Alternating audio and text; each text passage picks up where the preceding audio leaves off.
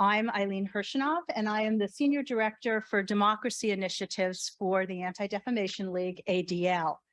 And for more than 100 years, since 1913, ADL's simple, overarching mission has been to stop the defamation of the Jewish people and to secure justice and fair treatment to all. Now, this is an integrated mission for both instrumental reasons and for reasons of deep value, because we can't execute on either part without doing both. And we can't execute in our mission unless we have a robust democracy. So that brings us to our day to day, and ADL's new focus is a top priority on protecting democracy, because securing just and fair treatment for all requires, as I said, a robust and healthy democracy. Without it, the Jewish community, and in fact, all marginalized and vulnerable communities, for that matter, all Americans, are way too vulnerable. History provides too many examples of this. So do current events. We're so pleased to work together with the McCain Institute on this event because both of us, ADL and McCain, know that protecting democracy cannot be a partisan exercise. So we've joined together to put an agenda here that offers a broad spectrum of perspectives and communities, all of whom are bound together by the urgency of the growing threats to our core democratic institutions, processes, and norms. The conversation today couldn't be more timely, as we're just a few weeks before a midterm elections in the midst of growing, escalating rhetoric and threats of political violence. Again, we will have a stress test of our democracy in a few weeks. So we're going to begin today with remarks from Secretary Jocelyn Benson, then from Chriaag Bains from the White House, and then Congressman Jamie Raskin. I'd like, however, now to turn the floor over to my colleague and fellow moderator, Paul Fagan from the McCain Institute.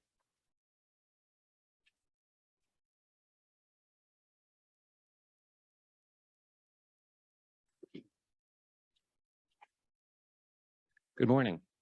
Thank you so much, Eileen. Thanks for the introduction and setting the tone for us today. Again, my name is Paul Fagan. I'm the director for the Democracy and Human Rights program here at the McCain Institute here at Arizona State University.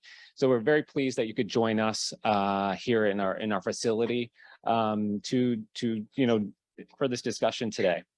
In addition to all of those folks that Eileen mentioned, we're also going to hear from the head of ADL, Jonathan Greenblatt, and then our new executive director, Evelyn Farkas, and as well as civil society leaders from Freedom House, Princeton, and the Western States Center. I want to again thank Eileen and ADL for their partnership for this consequential event. The McCain Institute, for a long time, since its inception about a decade ago, has long been focused on international human rights and democracy. My background is on human rights and democracy around the world, having spent 2 decades at the International Republican Institute focused on issues that were really important to Senator McCain. There was no better statesman on the Hill around the world who stood up for human rights, going to at the time he could go to Russia, he could go to Hong Kong, to around the world, and he would drag his Senate colleagues and tell them the importance of standing up for human rights, for democracy around the world. And that's what we continue to do here at the McCain Institute through our programs. I focus on human rights and democracy around the world, but also domestically. This is something, obviously, Senator McCain was fervently supportive of in his last days. His last letter to the American people focused on this issue, telling all of us not to despair, that we will overcome the current state of affairs. I don't think he could have imagined what happened later on, but we are all here to continue his legacy and the legacy of so many before all of us, to carry on and build our American democracy. finally want to thank, one of the core supporters of us, the Knight Foundation. Many of you know the Knight Foundation does tremendous amount of work in supporting media, local journalism around the world. And, through their support and through their networking around this country and supporting local journalism, which is a core tenet of our own democracy, freedom of speech, freedom of the press, they felt that, supporting the McCain Institute was tremendously important and helped us build out a new program, convening people from around the country, around the world, to talk about these issues. If there's one thing the McCain Institute does well, and we hope this convening today supports that notion, is bringing people together from different facets of our society, whether it is Republicans, whether it is Democrats, independents, experts, activists. We truly want to continue our convening power to highlight these events. So we're really pleased to bring all of you together, and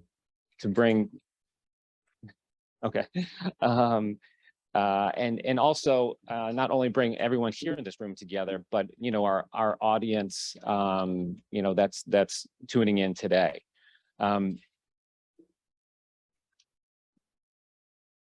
I think we're just we need a few minutes just to get ourselves situated. As you can imagine, it's a Monday morning here in Washington, so traffic and whatnot needs to. I just want to make sure. Sorry, 1 second. Okay. Yeah. Sorry we have a little bit of a delay with our first speaker, Secretary Benson, but she's just arrived, just in time. So I'll do a, yeah. We'll give you a minute. I'll just go into an introduction. Okay. Well, I was going to say, as important as it is to bring experts and activists and people who actually are at the forefront of democracy, we're really pleased to have with us today the Secretary of State of Michigan, Jocelyn Benson, who literally just flew in. So we couldn't be more pleased to having her here. This is her second appearance at the McCain Institute. She kicked off one of our first convenings earlier this year to talk about how election officials, continue this fight for democracy. Whether you are Democrat, whether you're Republican, whether you're independent, election officials around this country are at the foremost of our democratic system. Without state officials, without city officials, without local officials, our democracy would not function all the way to the top. So people like Secretary Benson are not only, they're essential workers, if you want to say, to protect our democracy. But as a background, I'm going to just read her biography. It's as impressive as it is. She is Michigan's 43rd Secretary of State. In this role, she has ensured elections are secure and accessible and have dramatically improved in her tenure, driving a state driver and customer experiences for all Michiganders. Benson oversaw Michigan's 2020 presidential election, which drew more than a record-breaking 5.5 million voters and was one of the most secure elections in state history. She implemented new voting rights for all eligible Michiganders prior to the election, including the right to vote absentee, and oversaw more than 250 audits after the election, all of which affirmed the integrity and accuracy. Benson also transformed the customer service operations of the Secretary of State's office. She doubled the number of services available online and installed more than 160 self-service stations statewide, mostly at grocery stores, and ended the take a ticket and wait system that has resulted in hours-long lines at offices for years.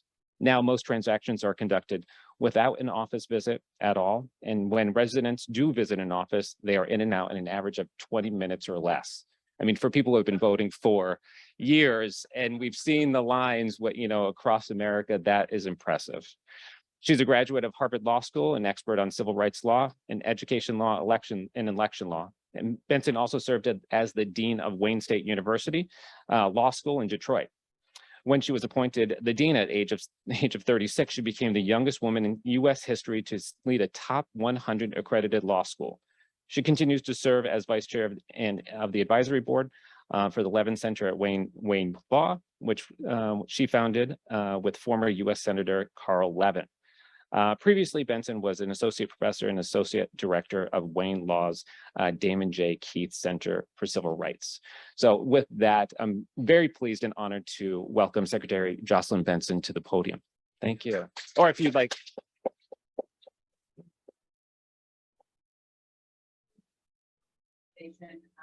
Speak for about 15 minutes. Then yep. From states and from elections. Generally. Sure. All around the country. I mean, we all know that a healthy democracy demands an election system that is run by professionals, that is transparent, that is nonpartisan, and that is staffed by people on both sides of the aisle who are committed to protecting the system and protecting the integrity of the infrastructure, as well as the ability for every citizen, regardless of where they live or who they vote for, to access that system and have their voice heard. So from that standpoint, there's a lot of good news to share and to recognize that the system itself is and remains strong, and in many ways stronger than ever, despite a lot of the challenges, and really in some way as a result of a lot of the challenges that we've endured over the last few years. There are 1,600, just over 1,600 election officials in the state of Michigan, 83 county clerks, 1,520 local clerks. And then my job as the state's chief election officer is to oversee the Bureau of Elections, which has a director that provides equity and policy interpretation and support for every community. So it's a very decentralized system. It's one of the most decentralized systems in the country, which both means that there are various ways of entry and potential vulnerabilities, which have been in some ways exploited over the last few years, but very minimally, because at the same time, if there is a breach, let's say, whether it be security or just a threat to an election official that leads them to potentially illegally turn over election equipment to someone who is threatening them, a lawmaker, let's say, or a candidate for office, the actual impact on the system as a whole is minimal. But what's actually happened over the last several years is that the system itself has endured a narrative of challenge. And so that even if the system itself is strong, and I'll talk about the ways in which it is in Michigan and around the country, the misinformation, as it's generally talked about, has created a narrative of challenges and problems that has led to many threats that have impacted the system, and those threats come in many ways, which I'll talk about as well. So first, want to again emphasize the good piece, which is really important. And I say this as a academic, as you heard, and former law professor who has spent the bulk of my career studying election administration and being very familiar, as you all are, with the policies and what the data shows. And so I was really excited to be elected in 2018 on the heels of an amendment to our state constitution that created, among other things, election day registration, a right to election day registration for our citizens, a right to automatic voter registration, a right to post-election audits, of which risk limiting audits were and continue to be the best practice, and a right to absentee voting, to be able to vote from home. So my job, and I convened many experts from around the country, including former Democrat and Republican secretaries of state who did the same under their tenure, was to implement these 4 policies, and with an eye towards data and what's best for every voter.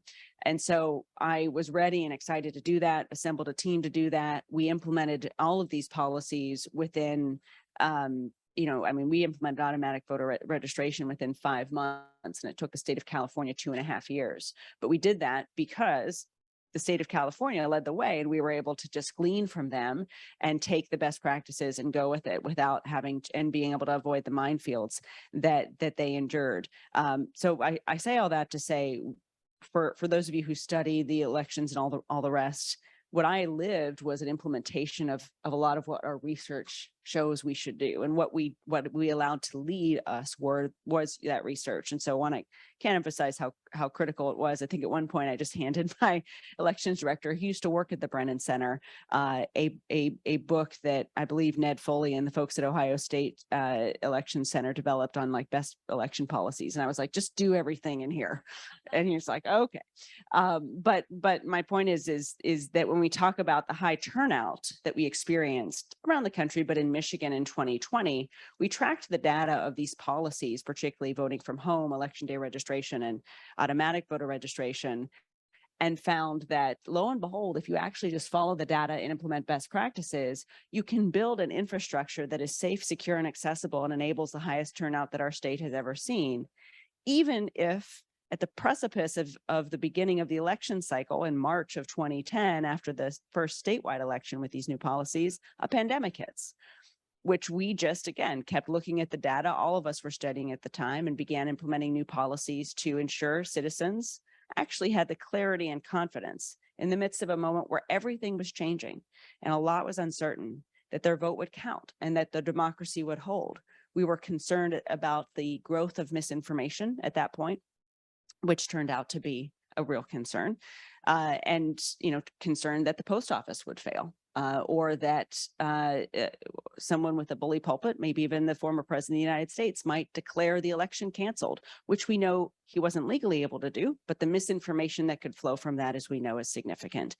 So the good news is actually that we went through 2020, and I can go into more detail about different decisions we made along the way, but making decisions rooted ultimately in best practices data and with experts at the table from the state, local, and national level to guide us through a point where on the other side, after the polls closed, well, even 24 hours after the polls closed, when we were able to efficiently count every vote much faster than other states that were in similar situations like Arizona and Pennsylvania, was a great affirmation for the work you all do and for the work of those who study elections and who gather different data points to advise or call on election administrators to do certain things. Because we found that when you did all of that, you can actually, even amidst a significant amount of unprecedented challenges, emerge with an infrastructure intact that delivered results quickly, smoothly. 3.3 million citizens voted absentee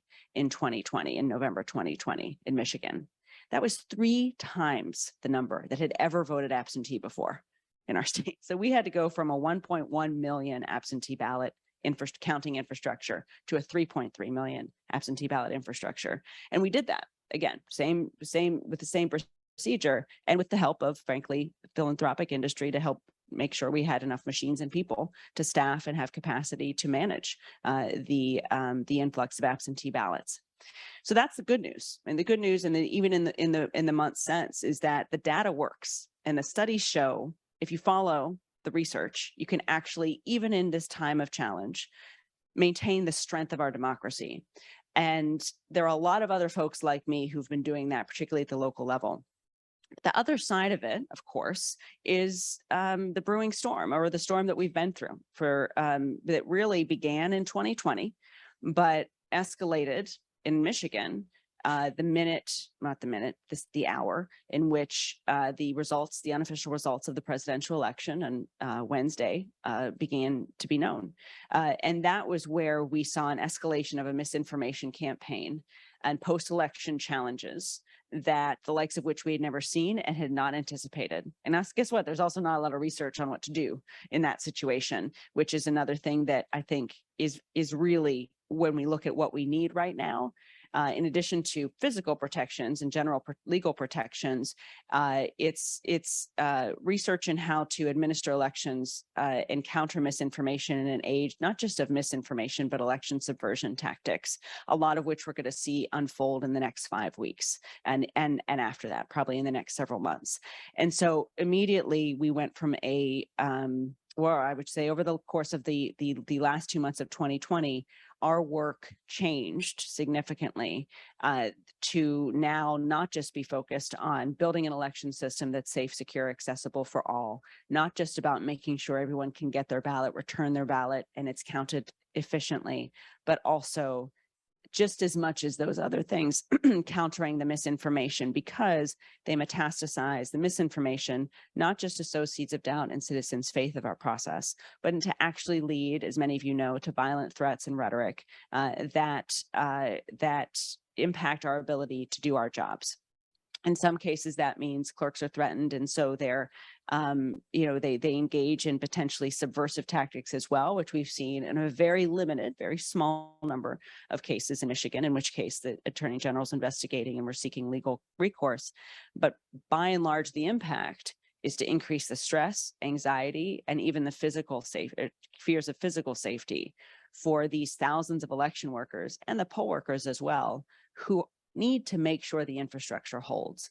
So the bottom line is, and I'll end by saying this, is that the threats to our democracy are, and the arrows being lobbied at us are, hitting a wall of strength, because the system itself in Michigan and elsewhere is strong. In fact, what we had to overcome in 2020 required us to be stronger than ever. But the targets are the people who stand on the guard of the infrastructure and who make the infrastructure work. And so as much as we're battling over laws and policies, what we've seen and what I believe the election subversion tactics that have metastasized reflect is that that elections run and live or die based on the people in them.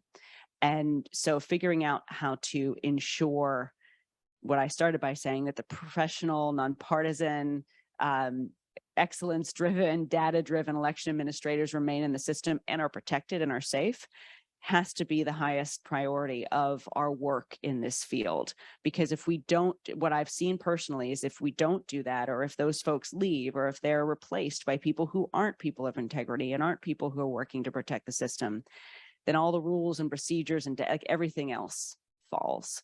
And that's exactly where we are right now. And the battlefront is about the people. The illumination through the January 6th committee and other policies is people making good decisions versus bad decisions. And the question is, how can we not just support those professional, bipartisan, nonpartisan people in the system? How can we not just protect them from the very physical threats and other types of harassment they're enduring, but how can we make sure more people of that cloth are coming into the system at a time when a lot of others who want to dismantle it are being energized and even recruited and trained to be a part of it as well. So I'm happy to talk more about that, but thanks again for inviting me to make some opening remarks.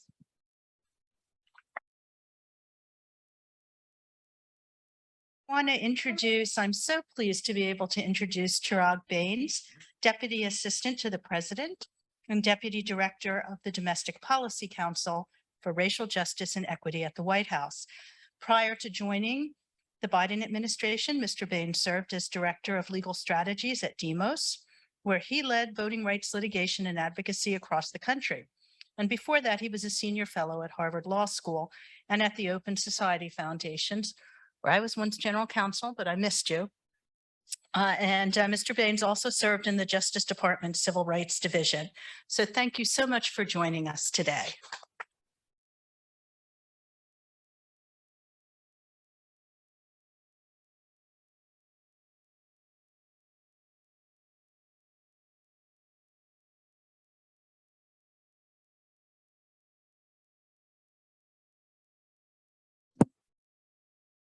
Thank you. I'm going to start by thanking Jonathan for having me here, and ADL more generally, and also Dr. Farkas of the McCain Institute for hosting us and for their ongoing partnership. We have a lot of work to do together, and I'm grateful for the collaboration. As Deputy Assistant to the President and Deputy Director of the White House Domestic Policy Council, under the leadership of Ambassador Susan Rice, I lead a team devoted to racial justice and equity, as Eileen mentioned. From our first day in office and every day since, the president has taken an aggressive approach to advancing equity, including directing every agency to uncover barriers to their programs, to accessing their resources for underserved communities, and addressing the lasting impacts of systemic racism. That is a signal charge that has never happened before. Every agency has it from the first day of the administration. That mandate and our mandate also includes working to restore, strengthen, and expand our democracy. It's important that we center racial justice and equity in our shared work to build a more perfect union. Understanding that many communities have been denied the opportunity to fully participate in and enjoy the benefits of our American democracy. And when democratic backsliding occurs, it is often the underserved and marginalized communities that bear the brunt of the attack on their freedoms. So this work to preserve and perfect our democracy is as important now as it has been any time in our nation's history. Because let us be clear, our democracy is under attack. President Biden understands the stakes. He feels the urgency of the moment. It's why he ran, as I think many of you know. When the president saw white nationalists marching with torches in the streets of Charlottesville, and when the former president responded by saying he thought there were fine people on both sides, the president was compelled to enter the race. President Biden has made clear that we are at an inflection point, not just here at home, but across the globe. We're seeing a battle between autocracy and democracy. We're seeing extremists exploiting divisions and fanning the flames of political violence, trampling on personal rights and justice, willing to put their own pursuit of power above all else. Extremists have tried to deny the results of free, fair, and secure elections and undermine the will of the American people. On January 6, 2021, as you all have begun discussing, we saw an unprecedented attack on the Capitol and a brutal attack against law enforcement as well, all in an attempt to disrupt the peaceful transfer of power. Others are trying to take control of the levers of administering elections, counting votes, and submitting slates of electors. You all just heard from Secretary Benson. The men and women who step up to serve as election officials and poll workers are what makes our democracy work. They're our neighbors, and yet they find themselves subject to intimidation, even death threats. This cannot be tolerated. While states have the primary role in administering elections, as you know, the administration is taking action to protect the safety and security of election officials. The Justice Department created a task force to investigate these threats and, where appropriate, pursue prosecution. These are signal threats to our democracy, and we have to work together to address them. When we disagree, when candidates lose elections, we can't simply refuse to accept the results. And we absolutely cannot let political violence become normalized. We're a big, complicated, diverse country, and democracy can be messy, but democracy only endures if we respect the guardrails of the republic. Democracy only endures if we see politics not as total war, but as the way in which we mediate our differences. Argument is the American way. And it'll only endure if we continue striving together to perfect it. As late John Lewis said, democracy is not a state, it is an act. This administration will continue to take action to advance a broad agenda to strengthen our democracy. Let me start with voting rights. Protecting the sacred right to vote in free, fair, and secure elections, and to have your vote counted has been a top priority of the administration, and it will remain a top priority.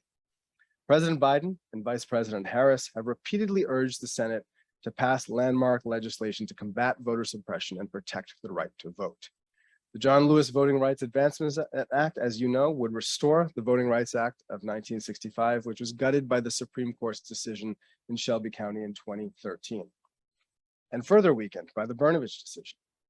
This bill would create a new coverage formula to determine which jurisdictions have a pattern of discrimination, such that changes in their voting procedures and laws should be subject to DOJ pre-clearance.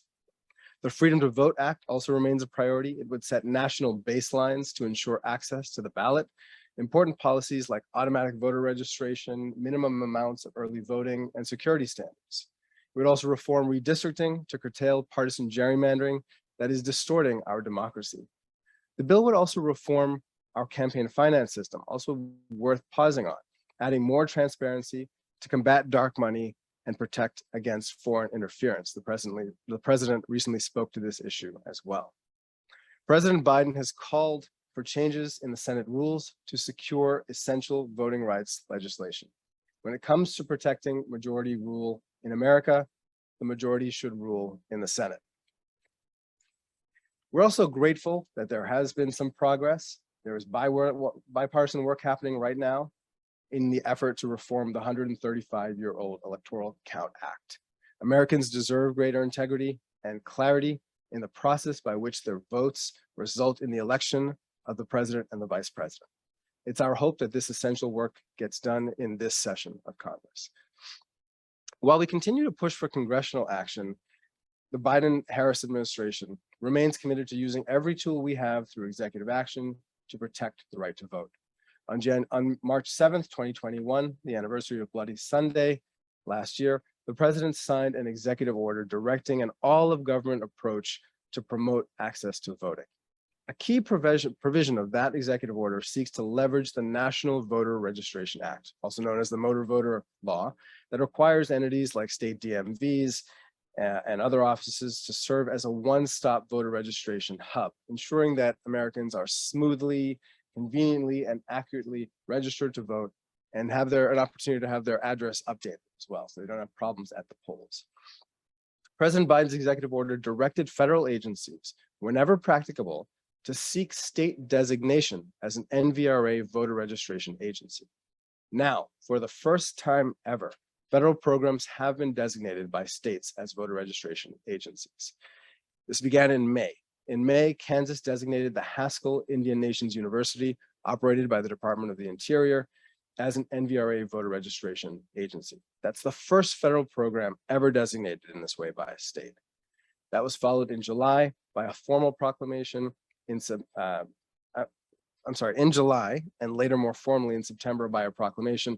New Mexico designated the Southwestern Indian Polytechnic Institute, CP, also operated by Interior as a Bureau of Indian Education post-secondary institution, as an NVRA voter registration agency. So first two programs were college programs for Native Americans. These are the first two federal programs ever designated in this fashion. These designations will ensure that students at each of these institutions are also able to register to vote accurately, securely, smoothly, at the same time that they enroll in school, just making it easier for people. Recently, the Department of Veterans Affairs announced a pending partnership with 3 states to provide voter registration assistance and information to veterans and their families and caregivers while they access services at VA healthcare facilities. This is going to have a big impact. We have federal offices all around the country, and they should be making it easier for eligible voters to get on the rolls and stay on the rolls. The department is also poised to accept designation as an NVRA voter registration agency requested by Kentucky and Michigan, and will serve as a voter registration distribution agency in Pennsylvania to provide voter registration materials and information to veterans, their families, and again, their caregivers. Now, these are just some of the steps that we're taking to fully implement the executive order. You can expect more announcements to come. We're going to continue this work. This is a way to help combat voter suppression and ensure that everyone who's eligible can vote. I also want to talk about our collective work to address hate-fueled violence and to restore our fraying social fabric. This is very much a democracy issue, so I hope it's part of the conversation in today's events after my remarks as well. 3 weeks ago, the president held the United We Stand Summit at the White House to counter the corrosive effects of hate-fueled violence. We heard from Americans across the country who have had their lives torn apart because they and their communities were targeted by violence just because of who they are. We learned from those on the ground who are working in communities to prevent and respond to that violence. And we honored a group of uniters. These are everyday Americans who are leading extraordinary work in their communities to try to combat violence, to build resilience in their communities, and to build bridges with people who are different from them. Their work is truly inspirational. So I'm going to take a moment here to just tell you about a few of them. One is Alana Grant. Alana Grant is a former teacher whose grandfather, Reverend Daniel Lee Simmons Sr., was murdered inside the Mother Emanuel Church in Charleston, South Carolina on June 27, 2015. In response to this tragedy, Alana started the Hate Won't Win movement and dedicated herself to spreading the message of love and tolerance to prevent future acts of violence and save lives and prevent other people from having to suffer in the way that she has. Another example, Lieutenant Brian Murphy Lieutenant Murphy, as an officer with the Oak Creek Police Department, was the first responder on the scene of the August 5th, 2012 horrific attack on the Sikh Gurdwara in Oak Creek, Wisconsin, where a gunman killed 7 members of the Sikh faith. Since the attack, Lieutenant Murphy has spoken to over 75,000 law enforcement officers across the country to educate them about the Sikh faith and to provide comfort and support to other officers who've been shot in the line of duty. Another example, Rabbi Rachel Schmelkin and Pastor Tom Breeden. In the aftermath of the 2017 white supremacist riot in Charlottesville, Virginia, Rabbi Schmelkin and Pastor Breeden began working through the One America movement to bring together other clergy and community leaders to help heal the divisions in the city. They work in Charlottesville and now other communities across the country to inspire clergy to combat toxic polarization by engaging others across religious, political, and racial divides. At the summit, the president also announced a series of actions that the federal government is taking to address the problem of hate-fueled violence. I'll run through a few of them here for you. We're launching a new White House initiative to strengthen interagency coordination in preventing and responding to hate-fueled violence, to leverage research and resources, and to enhance engagement with diverse stakeholders. We're going to use every federal resource available to help communities counter hate-fueled violence. That includes trainings on identifying, reporting, and combating hate-fueled violence for local law enforcement officers and agencies, for workplaces, and for houses of worship. It includes partnerships with schools to help them address bullying and harassment. And it also includes increased access to federal prevention resources for local communities. The president also announced a series of actions that are more upstream, that are about promoting civic renewal and fostering national unity. Because upstream of the all too common horrific instances of hate-fueled violence, we are seeing rising toxic polarization across the country, and we've got to address it. Americans are losing trust in our institutions and in one another. We won't solve that problem by focusing on the extreme fringes alone. We have to confront the ways in which our growing divisions touch all of us and how we can all play a role in building bridges across these divides. We know that when Americans of all backgrounds and beliefs work side by side to tackle our nation's toughest challenges, they come to know each other, to bridge differences, and understand that there's more that we have in common than that divides us. The power of bridge building is why the administration has been such a big supporter of volunteerism and service, and specifically through AmeriCorps. We're working to strengthen AmeriCorps' ability to foster social cohesions, developing new training opportunities for bridge building skills. And we're working to expand the opportunity to serve. Using the historic $1 billion investment in the American Rescue Bill that the president secured early in 2021, we've already increased the living allowance for AmeriCorps members, making it more possible for people to sign up for the program. But we have to do more to make service an accessible pathway to success for all Americans. The president has urged Congress to build on this progress by providing funding to raise the AmeriCorps Education Award and to increase the AmeriCorps Living Allowance to the equivalent of $15 an hour. The president also called on Congress to make new investments in civics education. The president believes that all Americans should be afforded the opportunity to learn about our nation's rich history, including both our triumphs and the times when we failed to live up to our founding ideals. And that all Americans have the opportunity to build the skills required to fully participate in civic life and the democratic process, that process of argument and debate and election. And we are going to keep working tirelessly to restore the soul of the nation, but this should not, and frankly, cannot be the work of the federal government alone. At the summit, we saw examples of every sector of society rising to the challenge. I'm going to give you a few of them here. One is our friends at ADL partnered with the US Conference of Mayors to renew the Mayor's Compact to combat hate and extremism. Over 150 mayors signed this compact already. I think the number is still growing, committing to key actions to stand up against hate-fueled violence and increase their support for local initiatives that heal divides. The New Pluralists, which is a cross-partisan group of philanthropic and leaders and other leaders in the field, announced that they're mobilizing $1 billion over 10 years in new investments to increase support for the programs that build bridges among Americans of different backgrounds and foster that unity that I'm talking about. In addition, bipartisan former White House officials have launched dignity.us, dignity.us, which is a citizens' initiative to address hate-fueled violence in America. The point of this initiative is that the summit was never meant to be a one-day event. It was never meant to be a one-off. It was meant to be the beginning of a whole of society, sort of across the nation body of work.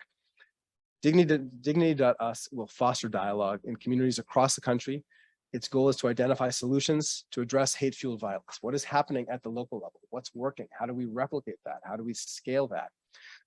And notably, the Citizens Initiative is coordinated by 4 former directors of domestic policy, former directors of the Domestic Policy Council under both Republican and Democratic administrations. The presidential centers or foundations of Presidents Obama, George W. Bush, Bill Clinton, and Gerald Ford are all supporting the initiative. This can't be a partisan effort. It's going to take all of us. So with that, I just want to say, we look forward to collaborating with you on dignity.us, on the other enterprises that I mentioned that the administration is pursuing with all of you and with others who are not in the room. Our democracy, as I said, is under attack, but we're not powerless in the face of the threats that we're discussing today. There are far more Americans from every background and belief system who are committed to this enduring project of democracy than those who are trying to undermine it. And as the president has said, the work of democracy is the work of this generation, and there is a role for every American. Thank you.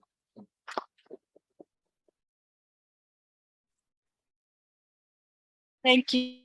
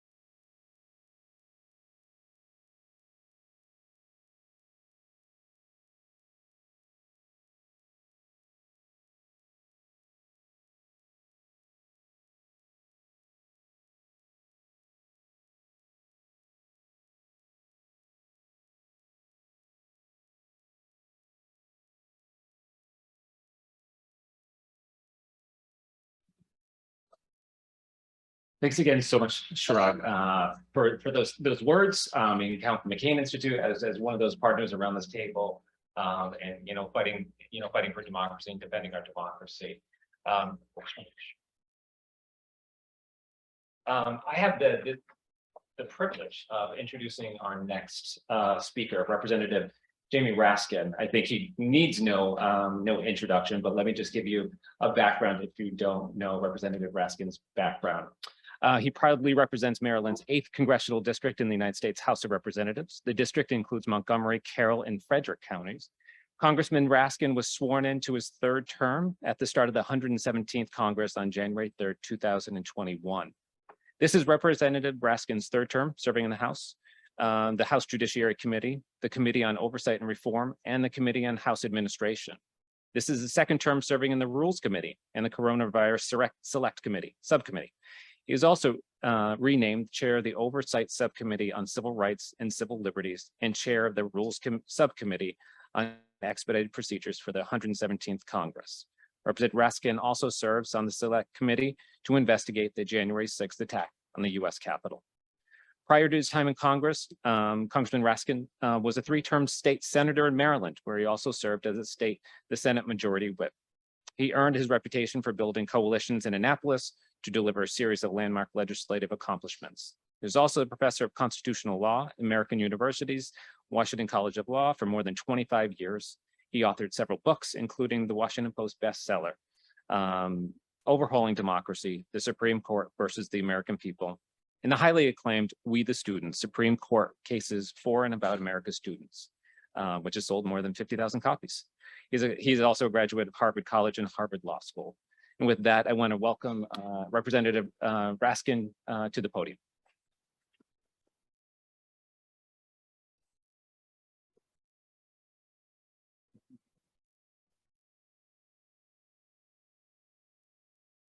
Yeah. Good morning. Thank you, everybody.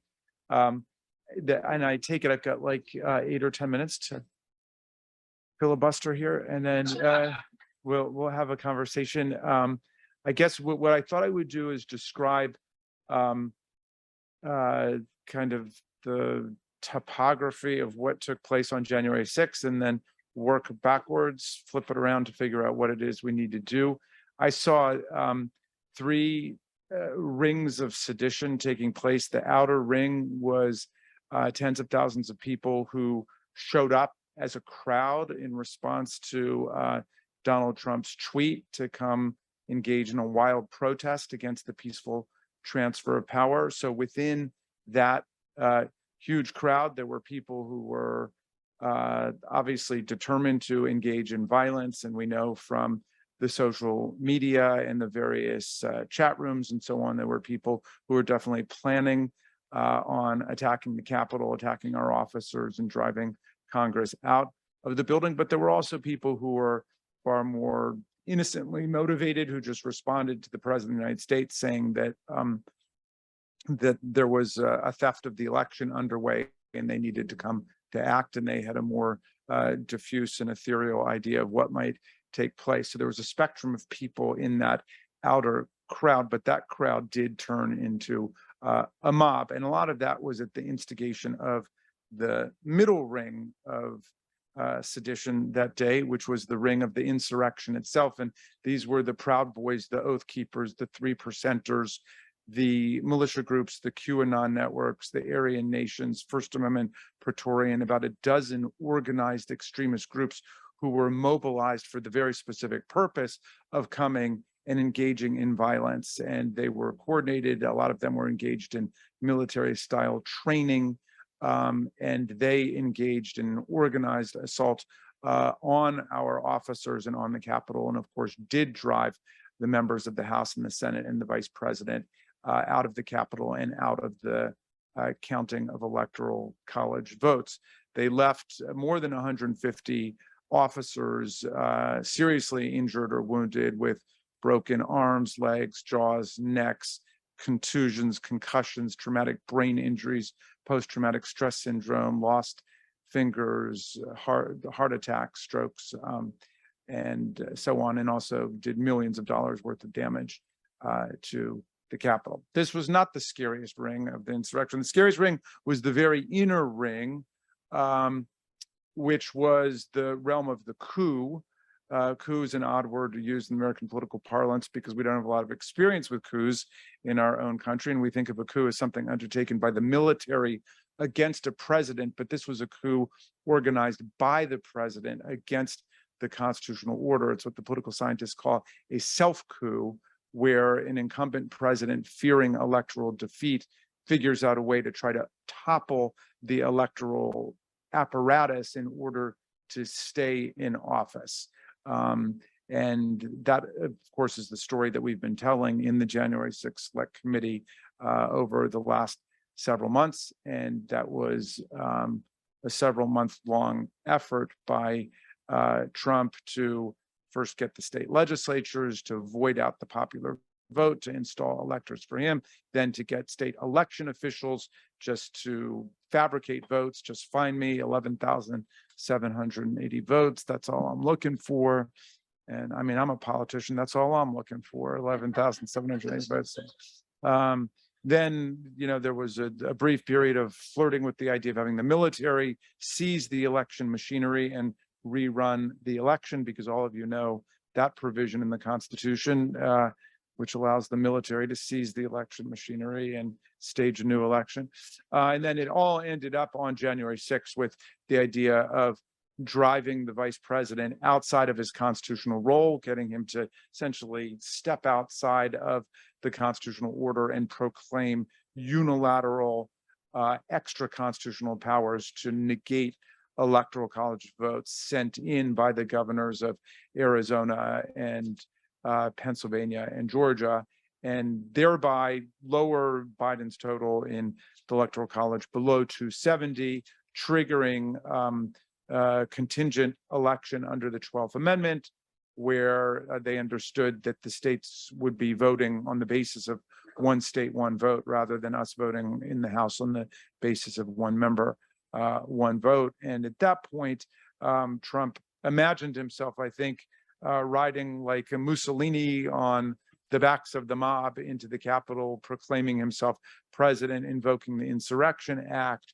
and declaring martial law to put down the insurrectionary chaos he'd unleashed against us. So that was the basic plan. I think from the standpoint of hate and white supremacy ran through every level of what was taking place there and was one of the deep motor forces behind all of the action. But in order to turn it around, we need to obviously, one, amend the Electoral Count Act to tighten up what happens on January 6th, but that's just the end of the process. Donald Trump was engaged in not just attacking the Electoral Count Act, he was attacking the entire electoral process. So we need serious action to guarantee and solidify the right to vote in America. I mean, we really need a constitutional amendment guaranteeing a right to vote. What we have is just a series of kind of ragtag, ad hoc anti-discrimination amendments, the 15th Amendment, the 19th Amendment. It's sort of catch as catch can. Nowhere do we have in our Constitution what exists, for example, in the new South Africa Constitution, which is in Article 1, a statement of an affirmative universal right of everybody to vote at every level of government that governs over them. But we certainly need the For the People Act to abolish all of the election suppression tactics that are being used to keep people from voting, to overturn gerrymandering, which is a major threat to democratic sovereignty of the people. We need the John Lewis Voting Rights Act or something comparable to it to undo the damage wrought by the Supreme Court in Shelby County versus Holder against the Voting Rights Act, because essentially we're operating without a Voting Rights Act right now. We need to keep democracy moving forward. That's the real antidote to falling back to the historical baseline of white supremacy in the country. And what does that mean? Well, it means a lot of things. I mean, the general mechanism for achieving political and civil equality in the country has been statehood admission. We've admitted 37 new states since the original 13, we got 713,000 tax-paying draftable US citizens in this city who are the only residents of a national capital who are not represented in their own parliament on the planet Earth. And so it's certainly time for DC statehood, which has been passed twice by the House of Representatives. It was my honor to be the floor leader on one of those. And I started just by thanking the people of Washington who have a real as opposed to an imaginary political grievance, but never came to beat the hell out of our police officers and smash our windows and shut down the workings of the US Congress. They're doing it the right way by asking for statehood, but and I hope they remain nonviolent, but they certainly have a right to be impatient, just like 3.5 million American citizens in Puerto Rico who've been waiting a long time for their statehood.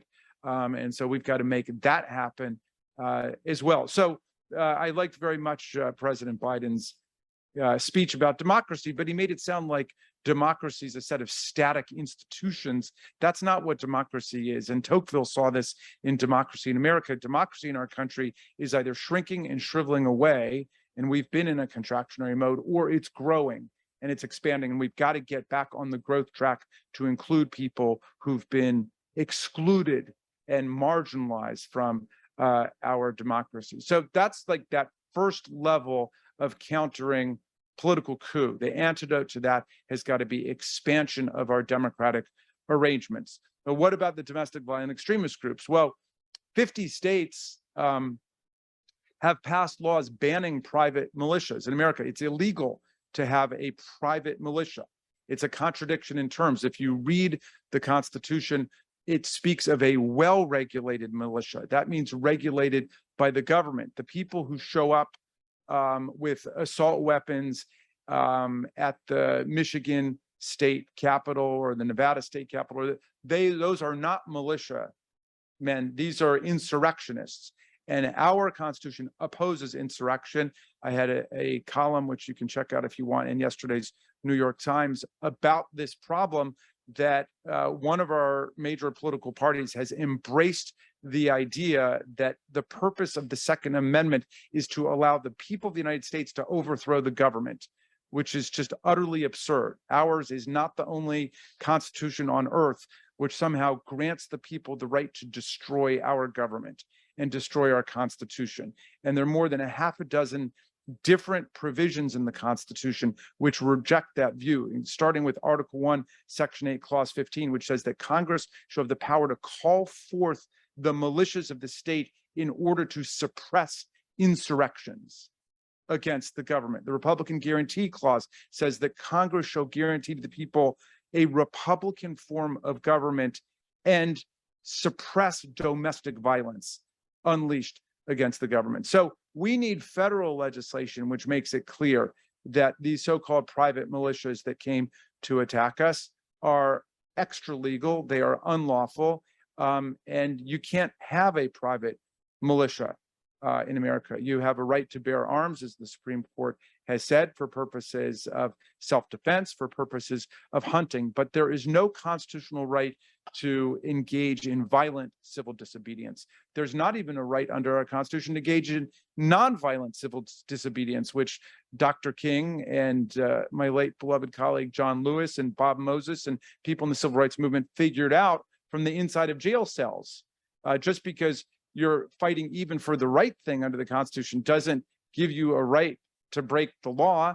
They will put you in jail for doing it. So how could it not be the exact same thing for breaking the law by engaging in violent civil disobedience, by assaulting federal officers and destroying federal property and shutting down federal proceedings? So we need to establish clarity on that, and we need to act to make sure that we're not allowing violent insurrectionism to obtain anywhere in the United States, at the Capitol, at the state capitals, in the school boards, or anywhere else in the country. And then finally, when we look at the Trump's communication to his people and the communication online, we have a serious problem in this century with the way that the social media can be used to amplify calls for insurrection and domestic violence and hatred and what are we going to do about that? I hope that the January 6th committee will come to address this, if not in our final hearing, at the very least in our report. And I hope that we will begin a serious, focused public policy discussion about the different things that can be done consistent with the First Amendment, consistent with the Equal Protection Clause, and the power of the government to act against insurrection. But it's a very serious problem. You know, I think it was Mark Twain who said that a lie can get halfway around the world before the truth gets its shoes on. And that was before the internet when he wrote that. So this is a very serious problem that we've got. The internet was used both for the purposes of promotion of conspiracy theory and ideological disinformation, both by Trump and by Putin and by other forces trying to undermine democratic cohesion in America. But it was also used for the purposes of logistical coordination and identifying where different elements would be in the attack on the Capitol, and they used it like that. There are a couple of whistleblowers from Twitter who said that they were doing everything in their power to try to get Twitter to pay attention as they predicted a bloodbath on January 6th, and Twitter did nothing. So obviously it comes back to democratic government to consider how to address this problem. And with that, I'm happy to open it up. Thank you so much. And Representative Raskin. Pleasure to introduce Jonathan Greenblatt to the podium. Jonathan is the CEO and National Director of ADL. He did sign his most recent book for me. Representative Raskin didn't yet, but Jonathan did. And before ADL, Jonathan served in the White House as Special Assistant to President Obama and Director of the Office of Social Innovation. He came to that role after a long career in business where he was a serial social entrepreneur and corporate executive. Jonathan. Great. Thank you, Eileen. Good morning, everyone. I'm so glad to be with you all here in Washington, D.C., and to join the McCain Institute and my friend, Dr. Farkas, as well as Paul, for this event on one of the most important issues facing our country today. Look, it's really a gift to be able to follow Congressman Jamie Raskin, whose heroism I so deeply appreciate, whose courage I admire. And it's also an honor to follow Secretary of State Jocelyn Benson, who, as Paul mentioned, displayed a kind of courage that we rarely see among public servants. I'm struck by the fact that she said as a child, she wished that she could have walked across that bridge. She did walk across that bridge. She did walk across that bridge, and we're all better for it. As I think about those dedicated public servants in this dialogue today, there's really no better way to honor the legacy of Senator John McCain, a man who dedicated his life to public service and who sacrificed so much for our country. I think he would be proud to see all of us coming together to stand as one and to commit to protecting our democracy, to speak out in support of those institutions, and to recognize that it's responsibility of every single one of us to not take our freedom for granted. This is especially true for those communities with long histories of discrimination and persecution. My grandfather was from Germany, and he often shared stories with me about the beautiful town Magdeburg, where he grew up, and what a wonderful and tolerant place Germany was for its Jews, until one day it wasn't. My wife and her family is from Iran, and they too talk about their family's life there and how Iran was a wonderful and beautiful place for Jews and all of its people, until one day it wasn't. Many Americans think it unimaginable that a political disaster of those magnitudes could happen here. But as Congressman Raskin just spoke to, I don't think any of us could have imagined that an insurrection, an act of domestic terror, would take place at the US Capitol, until one day it did. Many Americans think we're on a steady march of progress, gaining ground with every generation toward a more equitable and inclusive society. And then you read about Jews, or as they are euphemistically referred to, Zionists, actively and aggressively marginalized at our nation's finest universities, or forced to submit to litmus tests in order to participate in progressive spaces, often with barely a breath of protest from professors or public figures. And so I'm here today to share with you a dark truth, the unthinkable, a collapse of our democracy, can happen here. We must confront this truth head on and do everything in our power to avert this risk. Because make no mistake, the modern democracy, a place where ideas flow freely, where institutions uphold norms, where rational discourse reigns, and where minorities and our rights are protected by laws and upheld by leaders. This is foundational to the freedoms and flourishing for the Jewish community, for other marginalized communities, and for really all of us in America. And as we come together today, I believe there is good reason to be worried about the trends. First off, we see acts of hate are surging, both online and in the real world. Anti-Semitic incidents in 2021 soared a whopping 34% over the year before. It was the highest number the ADL has ever seen in tracking these incidents, which we've been doing longer than law enforcement for decades and decades. Hate crimes against all groups rose by an alarming 6% in 2020, according to the FBI data. That was the highest level reported in 12 years. The surge of anti-AAPI hate has been nothing short of staggering. And social media, which has emerged as the town square of our time, has also become a platform for hate and harassment like none other in human history. So why is this relevant? Because as Congressman Raskin alluded to, I believe that hate is a corrosive agent that eats away at the fabric of pluralistic democracies and healthy societies in general. It feeds paranoia, and it eats away at norms like decency and respect that bind us all together. So why is the hate growing? Well, I think in part it's because extremists are coordinating today in ways that were never previously possible. Again, credit to social media, which serves as a super spreader of stereotypes, anti-Black racism, misogyny, anti-Semitism, and ugly conspiracies.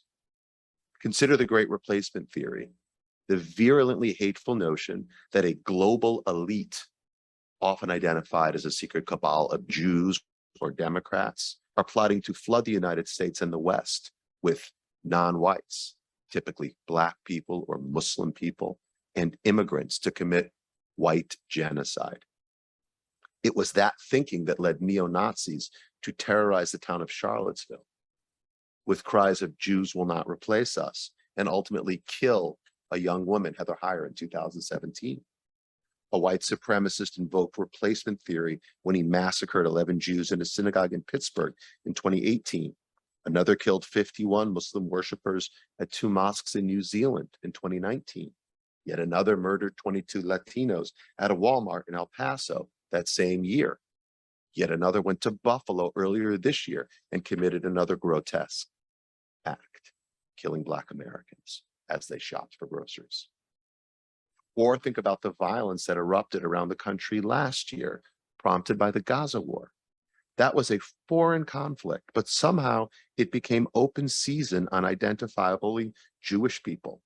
Ugly assaults took place in New York and Los Angeles and across the country. Now, it's safe to say that terrorists firing rockets at civilian targets like schools or hospitals should be unacceptable in any context. And yet the wrongful demonization of Jews here in the US and the failure of so many to speak out against that blood libel set a precedent. In the wake of that moment, we've seen some call to disrupt and dismantle Jewish day schools and nonprofit organizations in Boston because of, quote, Zionism. We've seen climate campaigners refuse to rally for DC statehood alongside Jewish organizations because of Zionism. And we've seen college activists across the country demand the expulsion of Zionist student organizations from their campuses, like J Street or Hillel.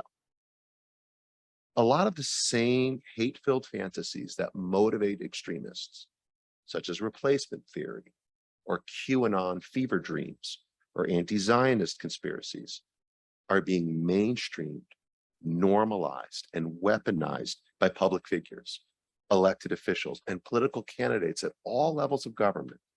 They're being trumpeted not only in the dark corners of the internet, but in some parts of traditional media where they're shaping stories through editorial boards or assignment desks.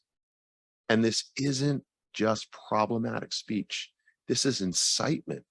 And these conspiracies, and indeed the larger environment of polarization and weaponized hyperpartisanship, has brought us to the edge. Recent polls show that 1/3 of Americans believe that President Biden isn't the legitimate president. That's over 50 million Americans who believe in the big lie. And between 15 and 20 million of them believe that violence would be justified to overturn the results of the 2020 election and restore Trump to office. More broadly, about 40% of Republicans, 40% of independents, and 25% of Democrats reportedly support political violence to address their political grievances. And as Reverend Little pointed out earlier this morning, this isn't new, but indeed it has been increasingly normalized.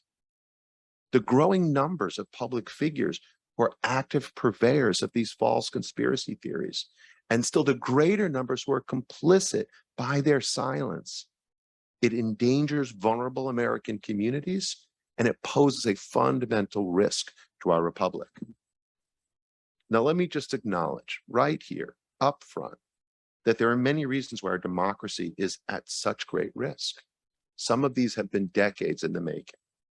This includes the long, profound distrust and cynicism about institutions, including government, the media, education, etc., and includes serial failures of both Democratic and Republican administrations to effectively address crucial problems: income inequality, opportunities for working and middle-class Americans, longstanding issues of racial discrimination.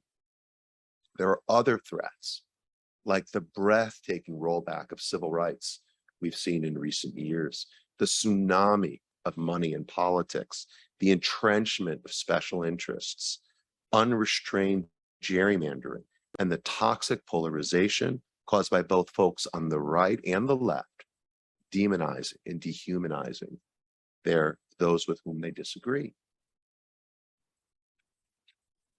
Turning back to January the 6th, all of us watched in horror at the rampage through the seat of our government when Congress people and their staffs, including Representative Raskin, literally cowered in their cubicles as militants rampaged through the halls of government looking for legislators they could kidnap and kill.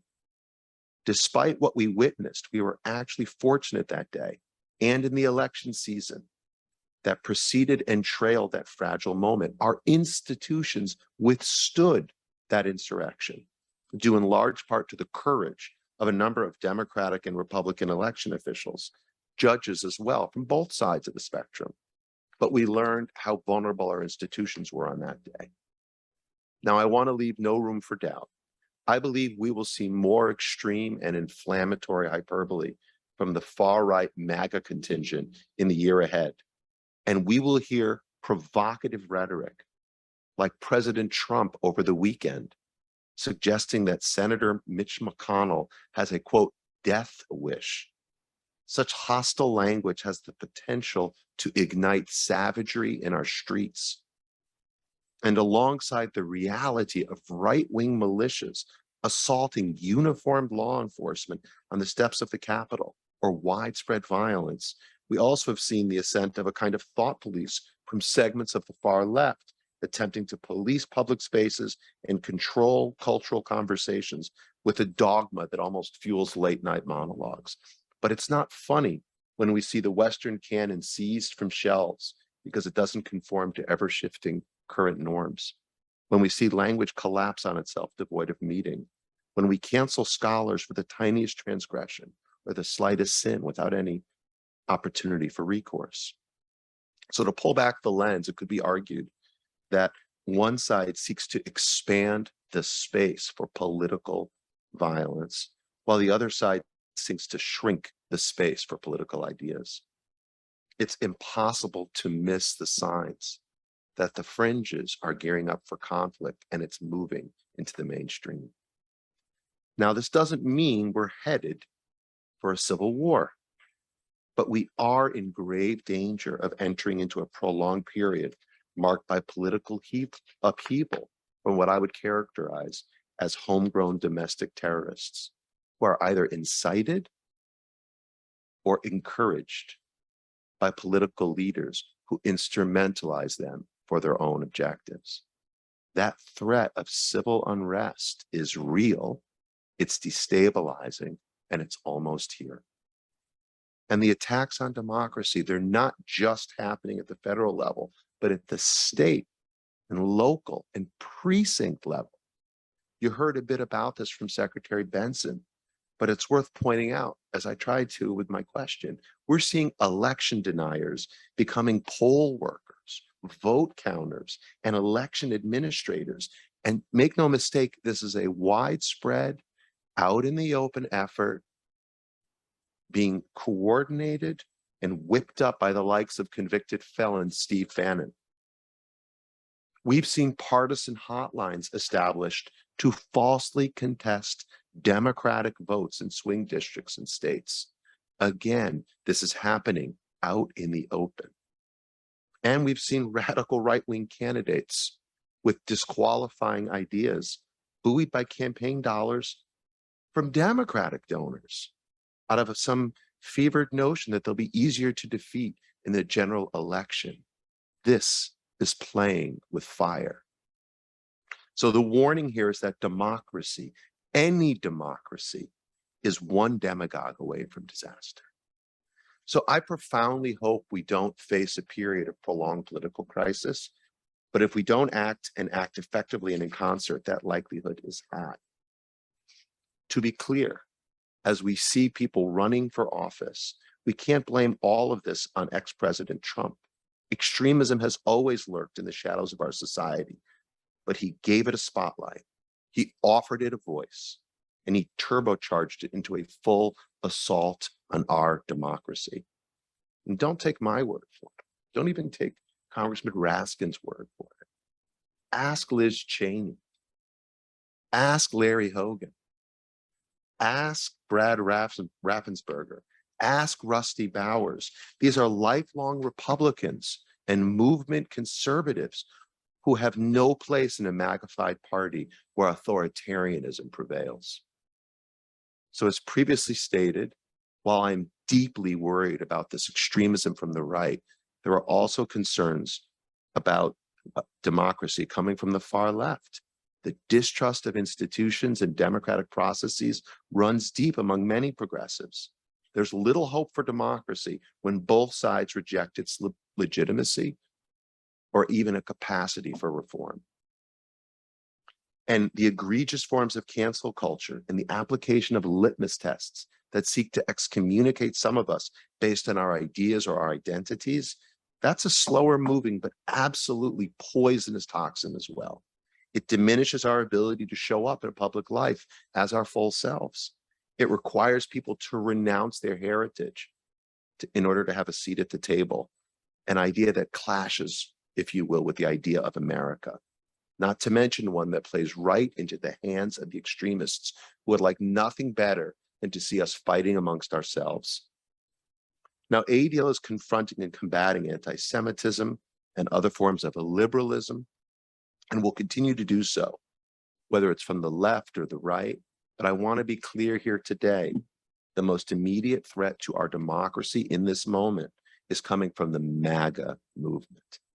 That is the reality. And whether we're Republicans or Democrats, independents or libertarians or conservatives or progressives, we've got to come together to fight this exigent threat.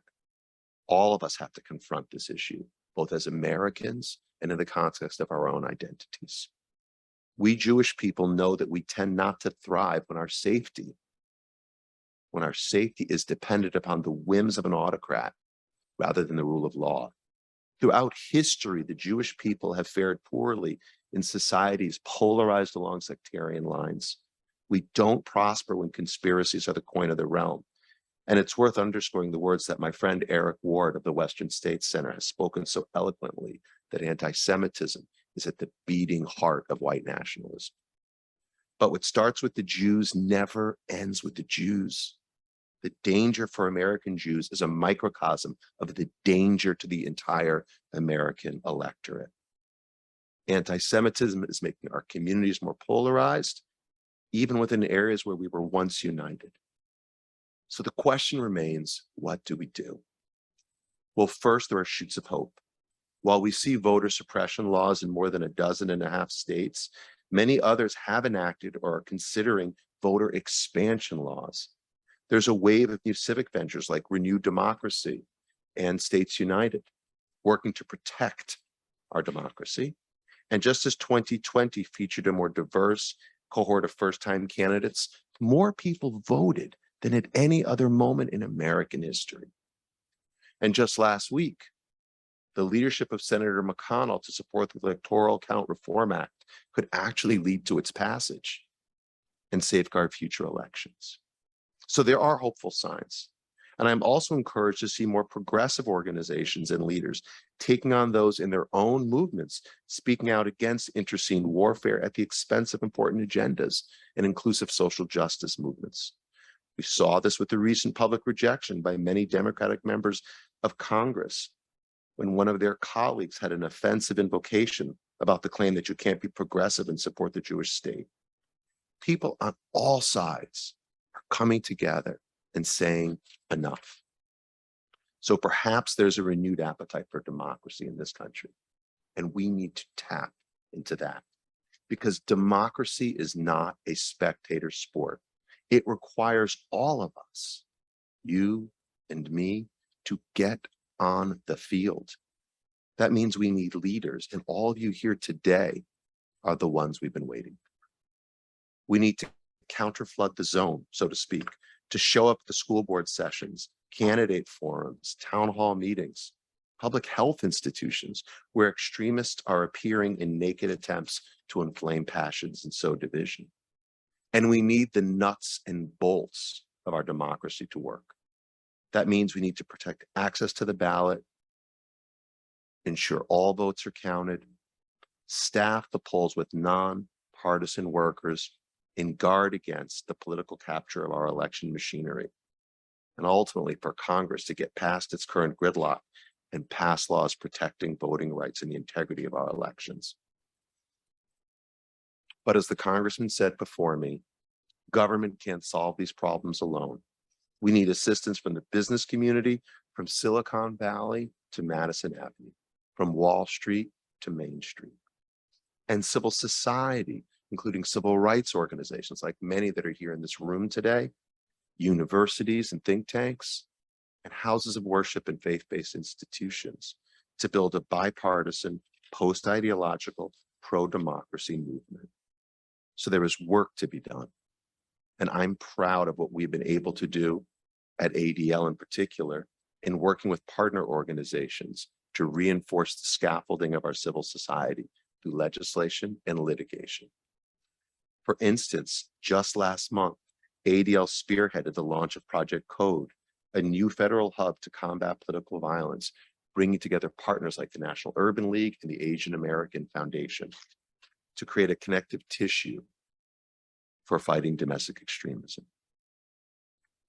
In conclusion, I think back to my recent visit last month to Montgomery, Alabama.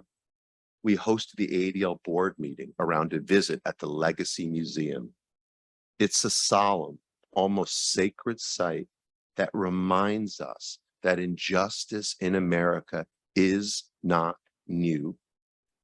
And indeed, in this moment, if you will, what's old seems to be new again. At ADL, we remain devoted to our mission of stopping the defamation of the Jewish people and securing justice and fair treatment to all. And that mission that impels us to seek justice, compels us to defend our democracy, it's the work we were created to do. And so we welcome this opportunity to work in coalition with the McCain Institute and its courageous leaders and with the speakers you and the organizations you heard from today. Thank you.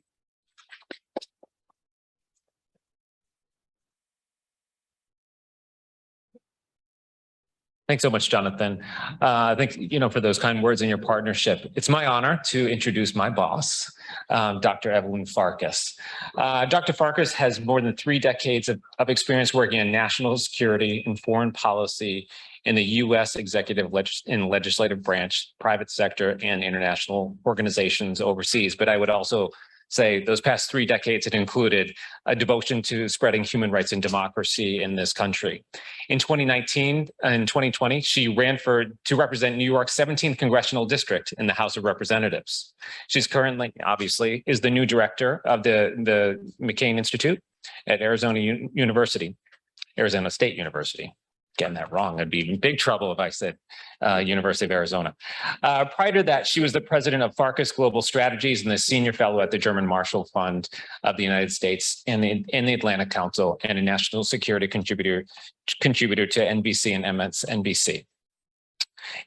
She has extensive government service, and from 2012 to 2015, she was the Deputy Assistant Secretary for Defense for Russia, Ukraine, Eurasia, Balkans, and the Caucasus, and the Conventional Arms Control. And from 2010 to 2012, she was the Senior Director of the Supreme Allied Commander in Europe and a Special Advisor to the Secretary of Defense for the NATO Summit. Prior to that, she was Executive Director of the Commission on the Prevention of Weapons of Mass Destruction, Proliferation, and Terrorism, and a Senior Fellow at the American Security Project. And from 2001 to 2008, she served as a professional staff member of the Senate Armed Services Committee responsible for the Asia Pacific, Western Hemisphere, and Special Operations Command and policy issues, including combating terrorism and export control. And finally, from 1997 to 2001, Dr. Farkas was a professor of international relations at the U.S. Marine Corps Command and Staff College. She obtained her MA and PhD from the Fletcher School of Diplomacy, and she currently serves as a DC Family Court appointed special advocate. She's a member of the Council of Foreign Relations, Board of Directors for Project 2049, and supporters of civil society in Russia, Leadership Council, the Leadership Council for Women in National Security, and serves on the Board of Trustees of her alma mater, the Franklin and Marshall College. Thank you so much, Dr. Farkas. I hand it over to you. Thank you very much, Paul. Thank you, Jonathan Greenblatt. Thank you so much for organizing this together with us. This is the second such public forum that we have organized with ADL. The McCain Institute is really proud to partner with you. It is really a sign of our deep, deep concern here at the McCain Institute about the state of democracy in America. We are inspired, of course, by the legacy of the late Senator McCain and his family to boldly advance democracy, human rights, and what we call character-driven or integrity-driven leadership. All of these things are obviously in short supply around the world, but as we've noted, they're in short supply also in America. And for that reason, we actually have started this year at the McCain Institute a Defending American Democracy project with significant support from private organizations, American private organizations that also are quite concerned about the state of American democracy. And we are building on that and look forward to ideas from the community, from all of you, on how we can do more to reach more Americans across the political spectrum. We are a nonpartisan organization, but we pride ourselves on the ability to reach all people across the entire spectrum, politically speaking. And I'm really struck by the fact that we're having this meeting today, because I can't get out of my head what I watched on television last night. Like many of you Washington, D.C. geeks, you may enjoy Ken Burns and his documentaries. Enjoy is maybe not the right word, because they do have a way of getting into your bloodstream and tormenting you with the visions and the realities that really do demonstrate how imperfect America has been right from the beginning, as our colleague from the NAACP reminded us earlier.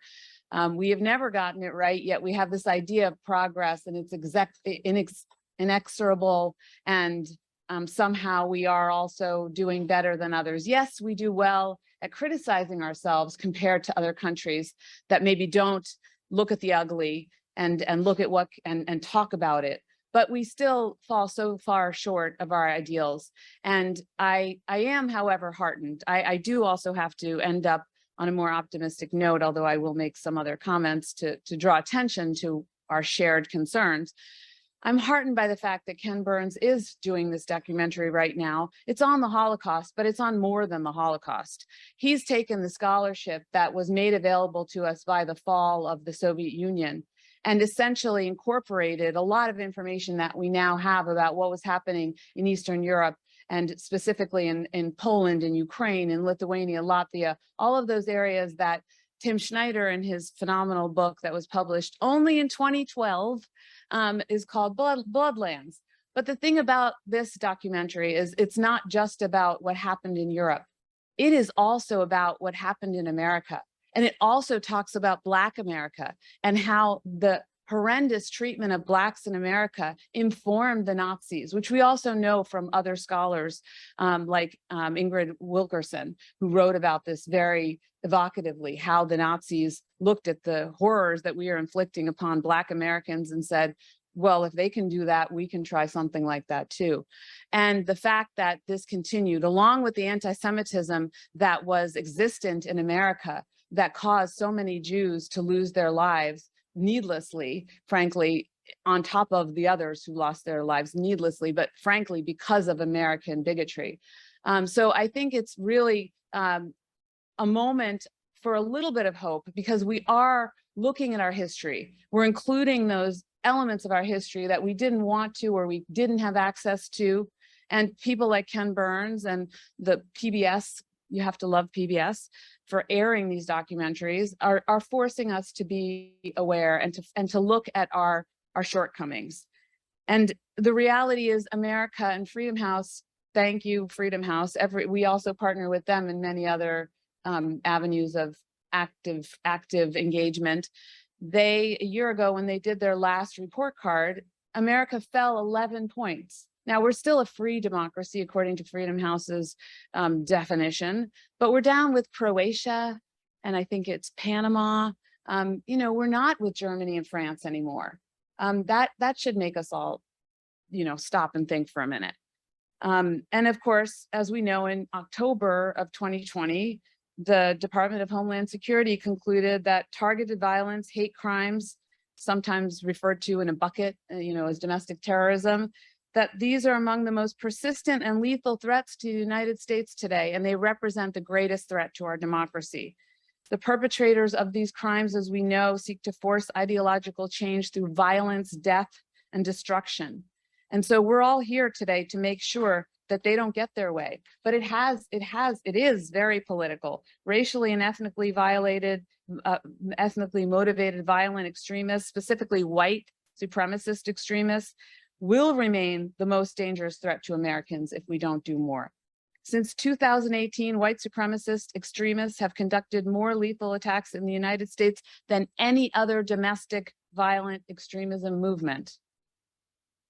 Their actions have demonstrated long-standing intent to target important facets of American identity and democratic norms, racial and religious minorities, members of the LGBTQ+ community, politicians, and those they believe promote multiculturalism and globalism.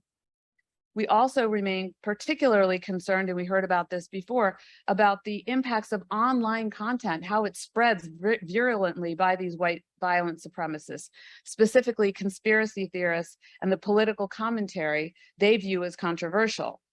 And we here at the McCain Institute, we're going to be looking at the intersection between disinformation, misinformation, and the erosion of democracy.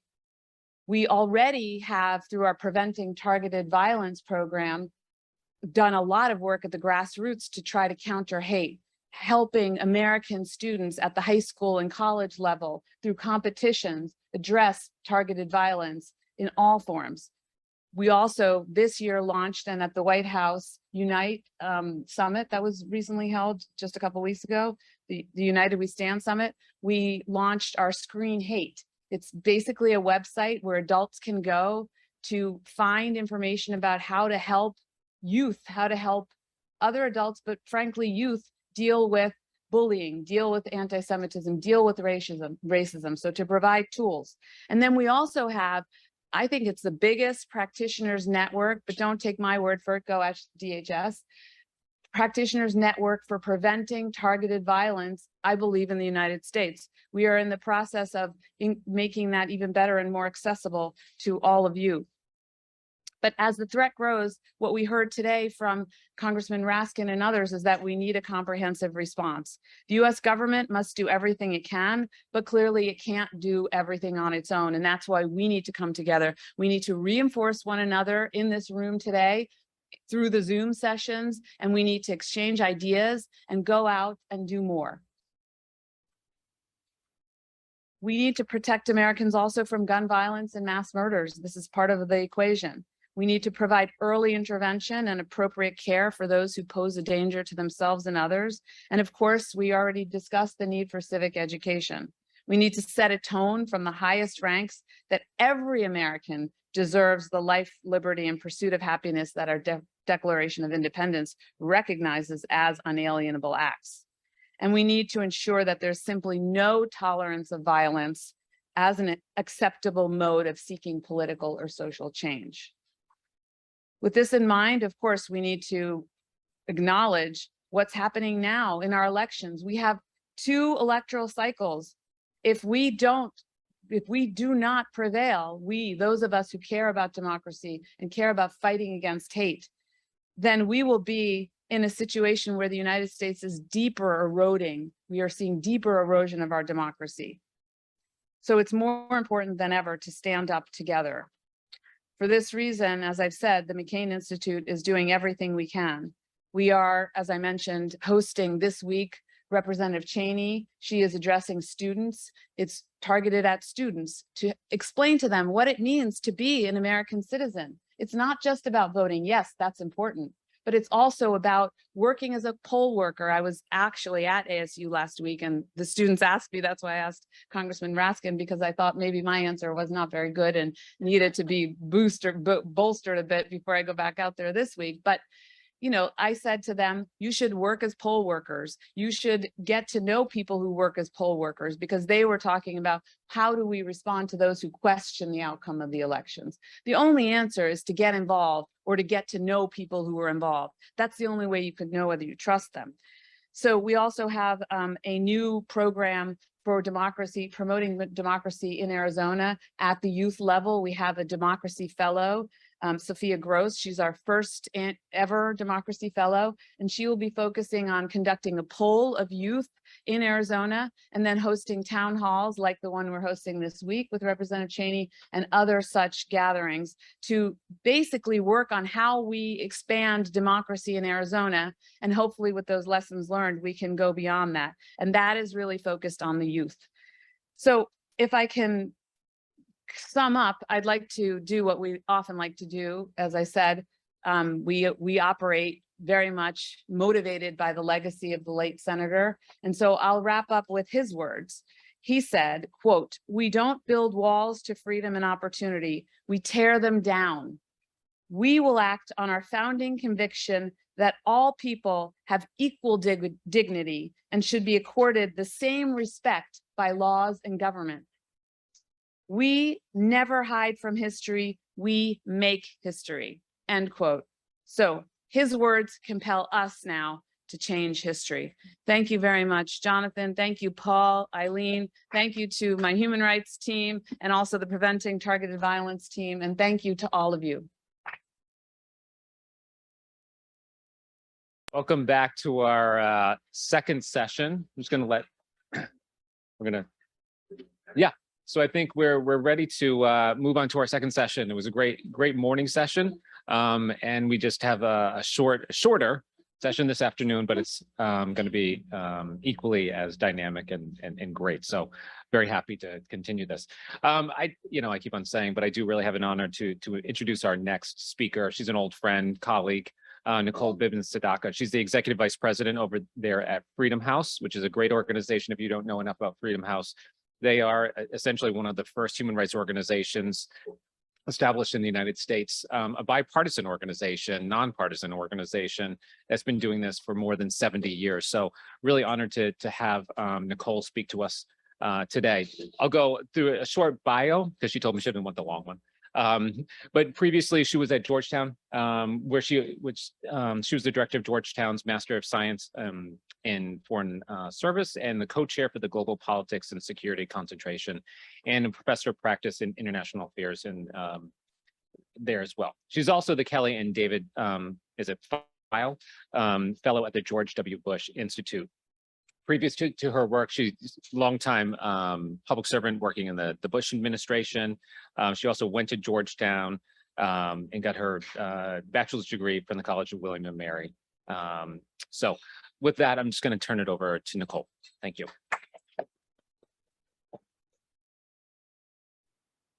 Thank you, Paul, and thank you to our colleagues at McCain and ADL for pulling together what's an absolutely important and timely conversation. I think it's really important as we look at two organizations coming together to talk about this, two organizations that have stood for American values for a very long time, two that have worked across the aisle and share a commitment to democracy and have been committed to speaking candidly. And so I love that that is the foundation for our conversation today. They're hard conversations, but they're important ones because I think in the United States and around the world, I don't have to tell this group, we are facing serious challenges to our democracy. So the organization that I'm with, Freedom House, looks at democracy in the United States and around the world. We do a significant amount of analysis of what are the trends facing global and domestic democracy. We try and mobilize actors to do work to stand for democracy, and we work with a lot of human rights defenders on the ground in countries around the world. We have, for the last almost 50 years, next year will be our 50th anniversary, put out a report called Freedom in the World. And that's a tracking of every country and many regions in the world, 210 to be exact. And what are the trends in each? And we give each country a score up to 100. And we put them in categories of free, partly free, and not free. The United States has been a country we've been tracking for 50 years. And the unfortunate news is in the last, and I think you've heard that from other folks, in the last 10 years, we've seen an 11-point drop. The United States was at a 94, and with many of the other countries, which you would imagine in East Asia, Europe, Latin America, that you could imagine were other countries that we were in the same ranking with, and now we're at an 83, which puts it still solidly as a solid, strong democracy, but certainly much lower and more challenges, right? And those are many of the ones we're talking about today. It's notable that the decline didn't start with President Trump's administration. It unquestionably accelerated during that time, but we've been watching this decline for 10 years. And just to walk through some of the challenges that we have seen in this space, legislative dysfunction, partisan gerrymandering, the excessive influence of special interests in politics, ongoing racial discrimination and injustice, and the spread of polarization and disinformation within the society, but certainly within key institutions as well. Let me take a moment to also talk about what this means in the global context. From our perspective, it's important that we talk about everything as one seamless whole. What's going on in the United States does not stay in the United States, to use the Las Vegas example. What is happening here very much influences the world, and what's happening in the world influences the United States. And I want to unpack that a little bit more, but let me just talk a little bit about what we're seeing and how the United States' current challenges fit within the world. We have seen over the last 16 years a consistent decline in the quality of freedom around the world. And that democratic decline is defined by us as each year we're seeing more countries that are getting worse in how people are experiencing freedom than there are countries that are getting better. So in the last year, we saw 60 countries in which freedom was experienced in a much more limited way than only 25 countries where it was improving in that same time frame.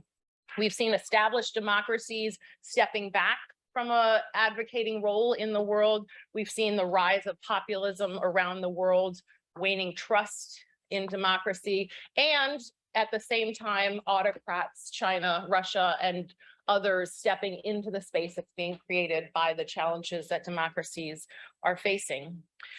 One issue very much related to the conversation we're having today is that we've also seen an increase in coups and military actions against governments around the world.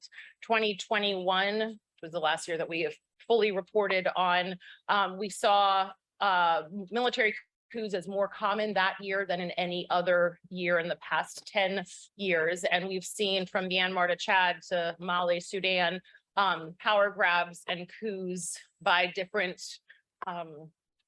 forces. And then at the same time, we've seen an increase in the number of sham elections. So the pretense, and Mr. Putin has decided to do that once again in Ukraine, is to have the appearance and the trappings of democracy, and yet no actual democratic values behind it.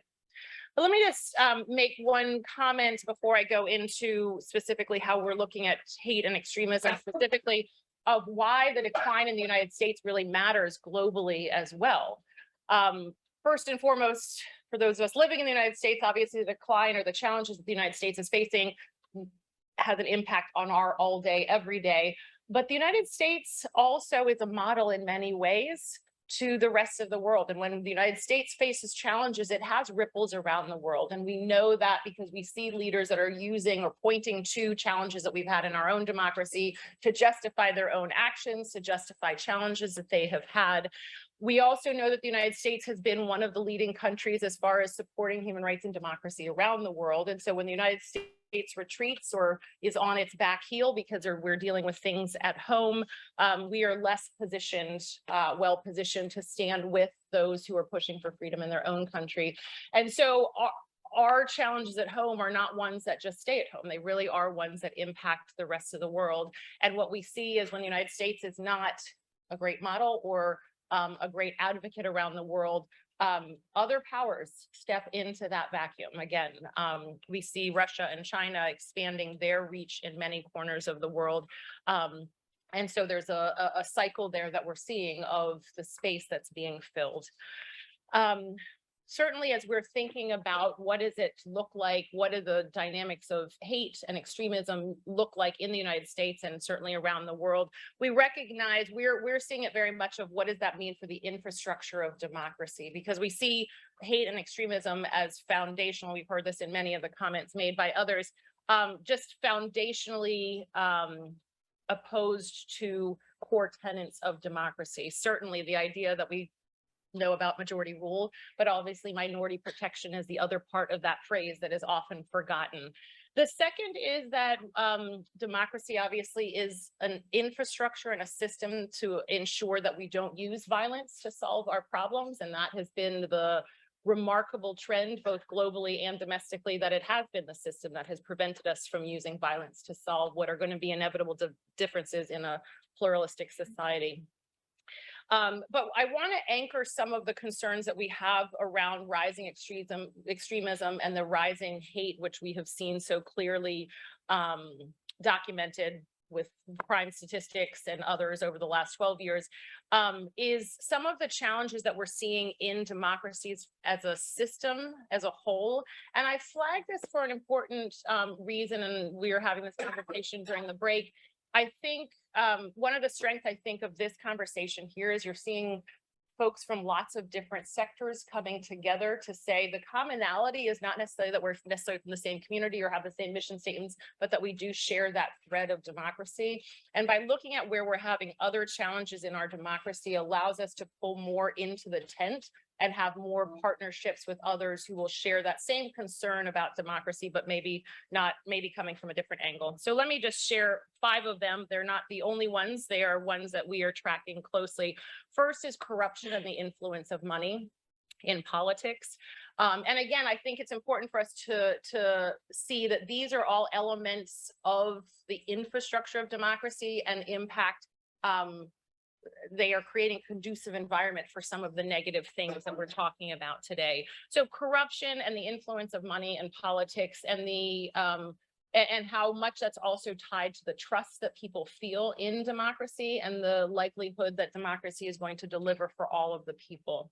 The second is the issue of malign foreign influence. We have been tracking the influence in our media ecosystem, the influence of governments going after individuals in our own country, countries trying to interfere in our election. And what we know is all of those elements are regularly under attack or attempted to be under attack by external actors. And so the challenges we have and the need to shore up our system is very much also one to track the malign influence. Looking at the third one is really weak and struggling institutions.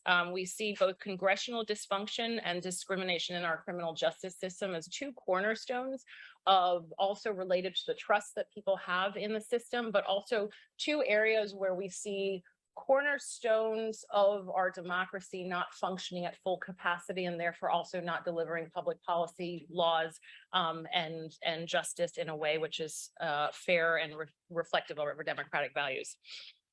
We talked about this earlier. Our media environment right now, we unquestionably have a breaking down or a broken media infrastructure. And what we also have is then the information that people are receiving upon which people are making decisions is problematic.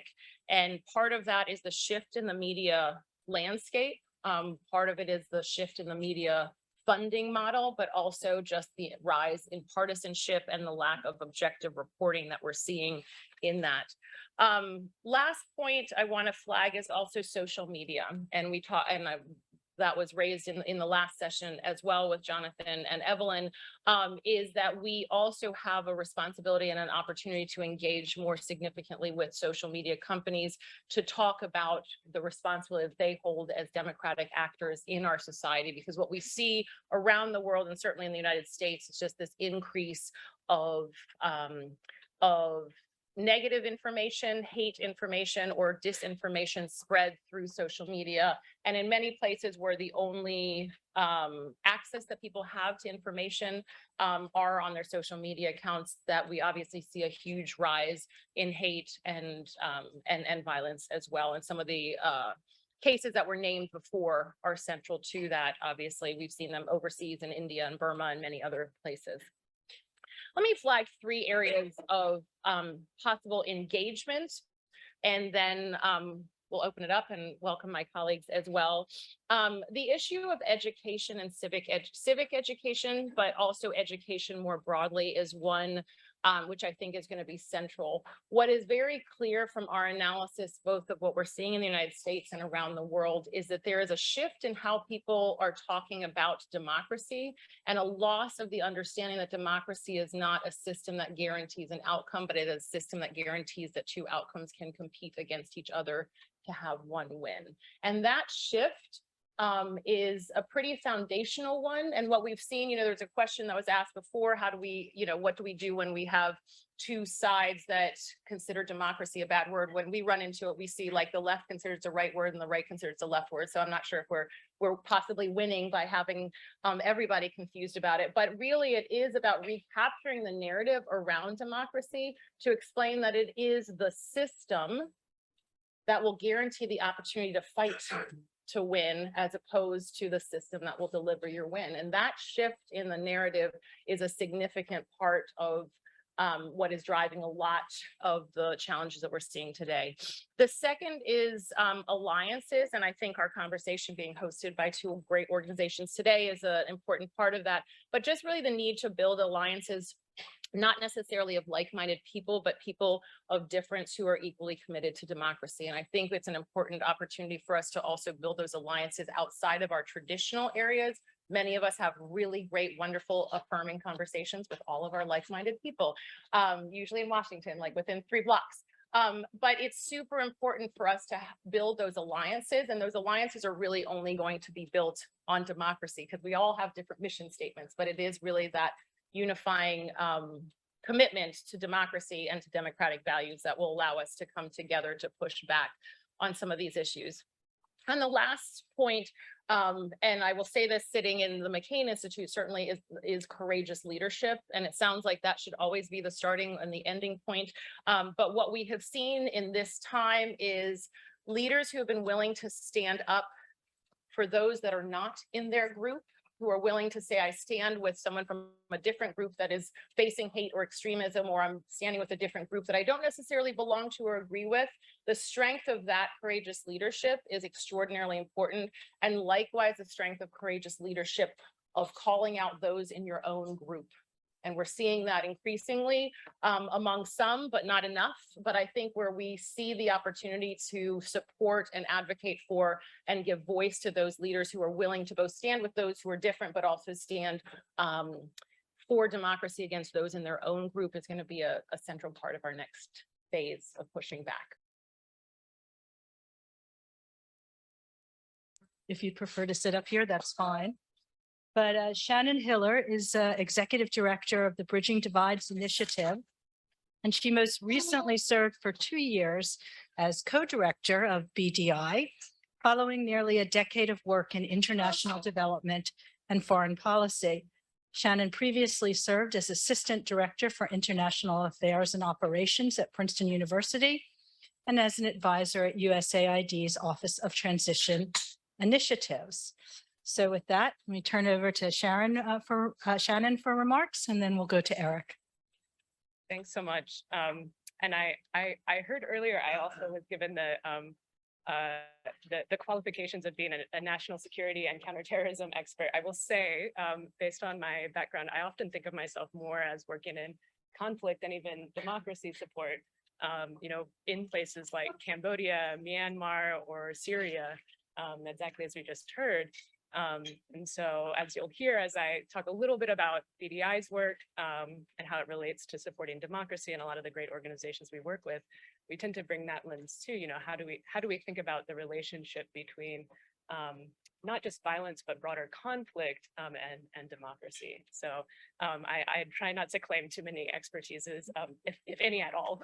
So I wanted to make that clear. As some of you may be familiar, BDI's mission is to track and mitigate political violence, specifically here in the United States. And we do that work to support communities through periods of heightened tension, including elections. Recognizing very much that a lot of that involves short-term mitigation, but that it has to be connected to the long-term efforts to heal the divides we face as a nation if it will ultimately be successful.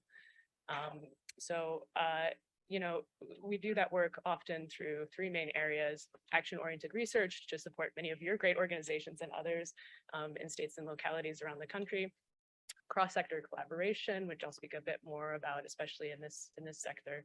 And finally, more of trying to envision a policy response that looks beyond security-only approaches to a whole of society approach. So I know this echoes very much what you've heard from the other speakers this morning.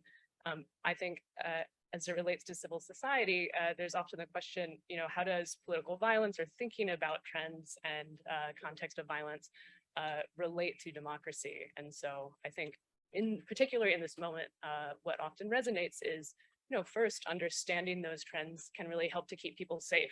And we see it very much in the lead up to the election right now, but at any moment, not just during the election cycle.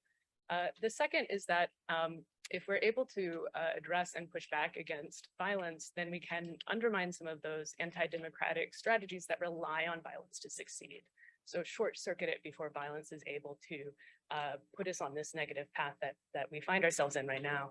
And the third, in a more positive sense, how do we actually just protect civic space so we can find some of those positive examples, lift up cases where we are able to come together across differences, and use that as a way to envision our way out of this negative cycle itself.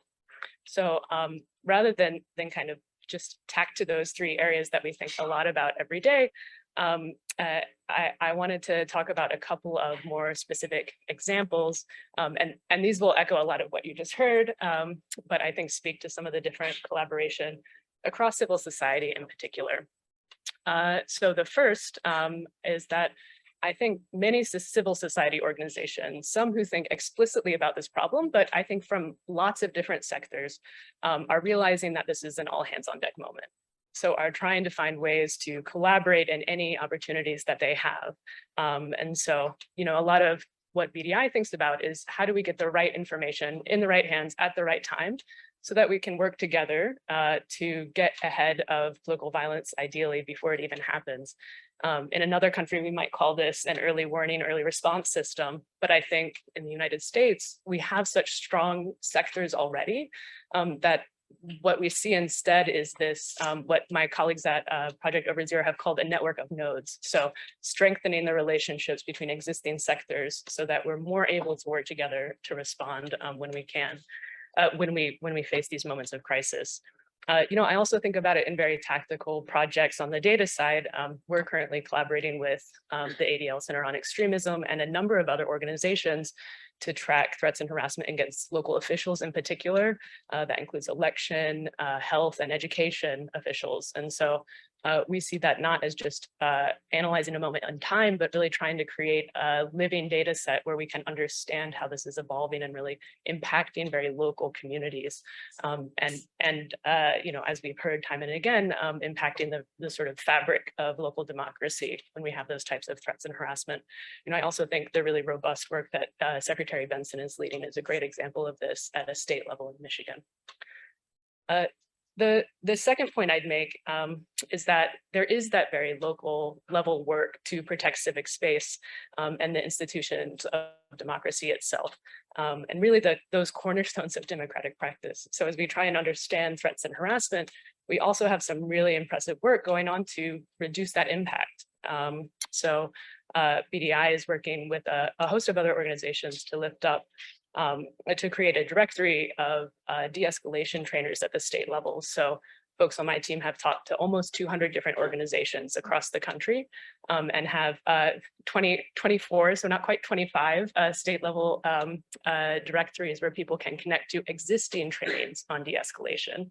And do that from whatever their sort of position is in their community, and put those tools to use in really protecting civic space and taking down tensions in the moment.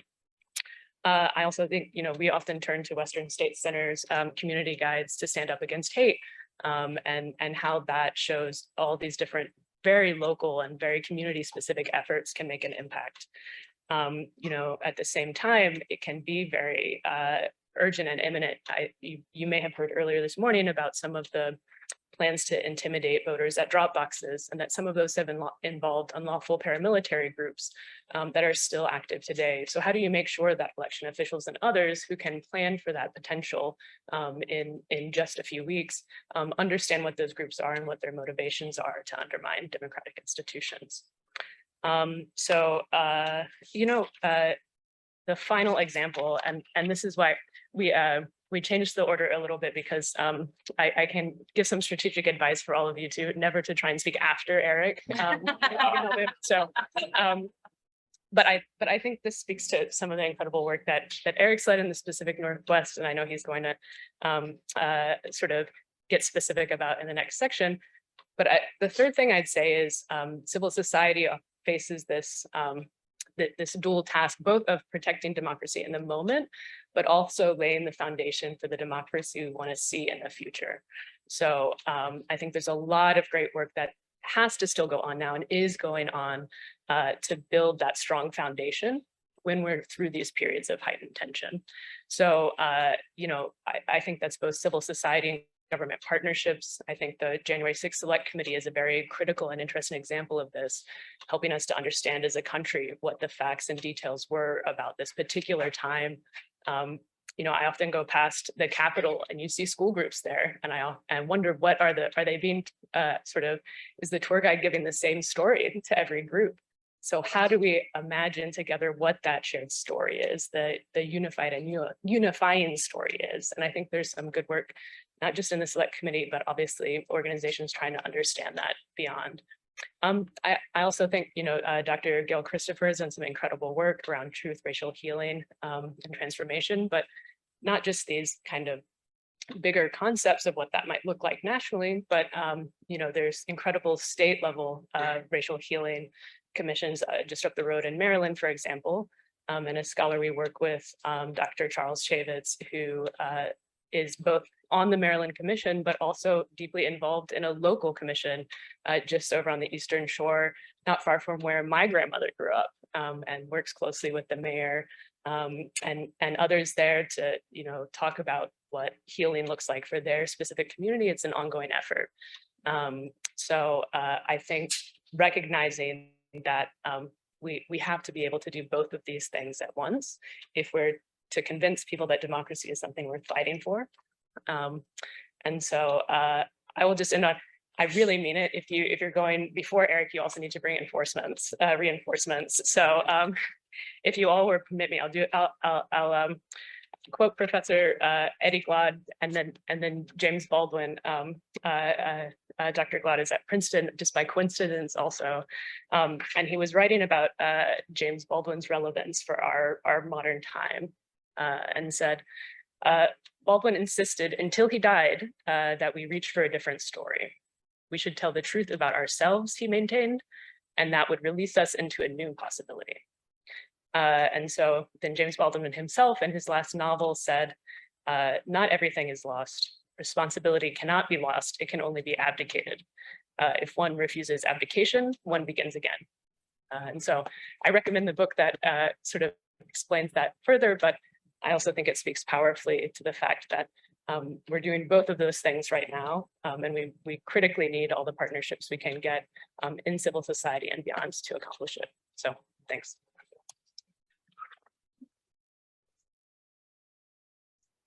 Thank you so much. And I'm reminded by my colleagues to ask the speakers to hold up the microphone so that we and the folks in the webinar can better hear you.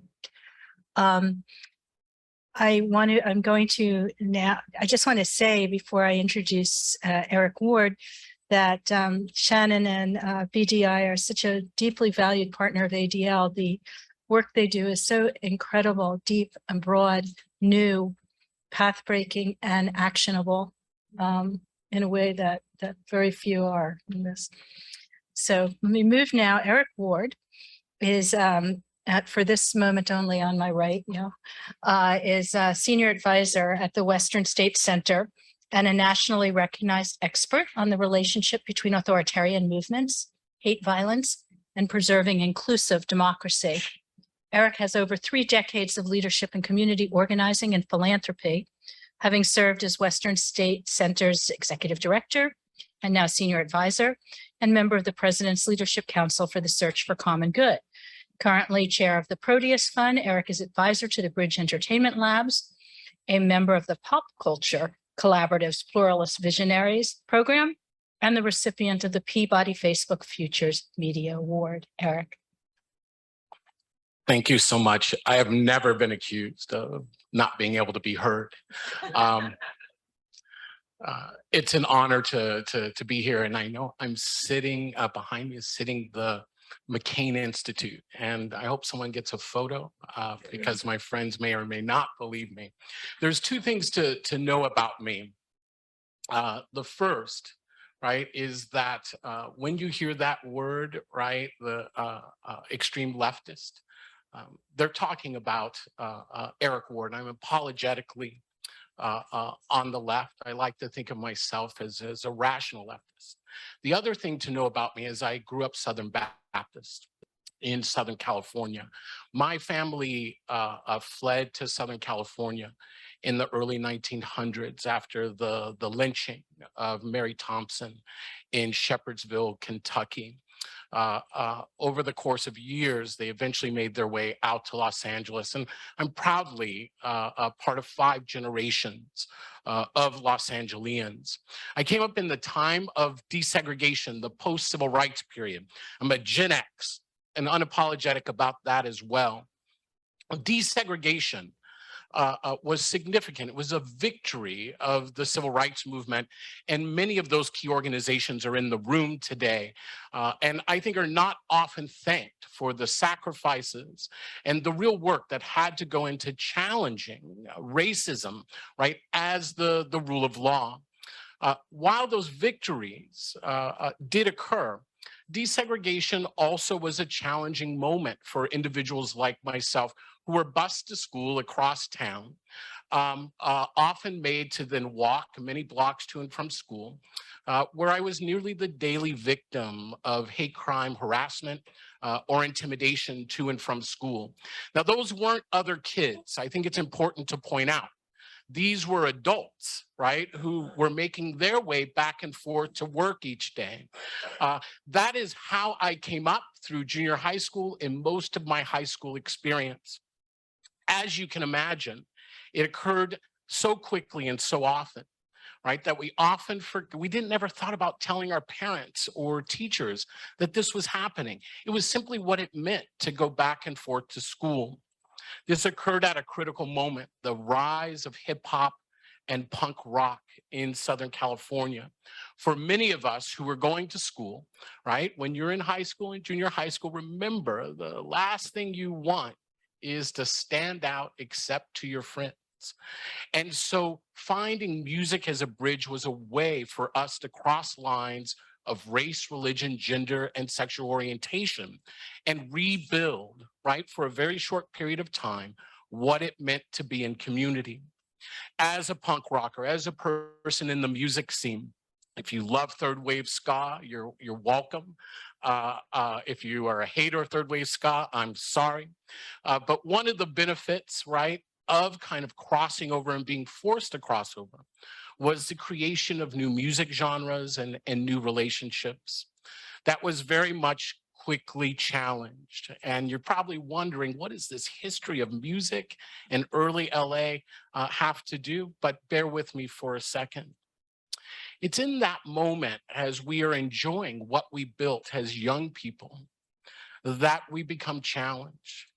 Showing up at our shows were individuals who were calling themselves Nazi skinheads or punk rockers, Nazi punks.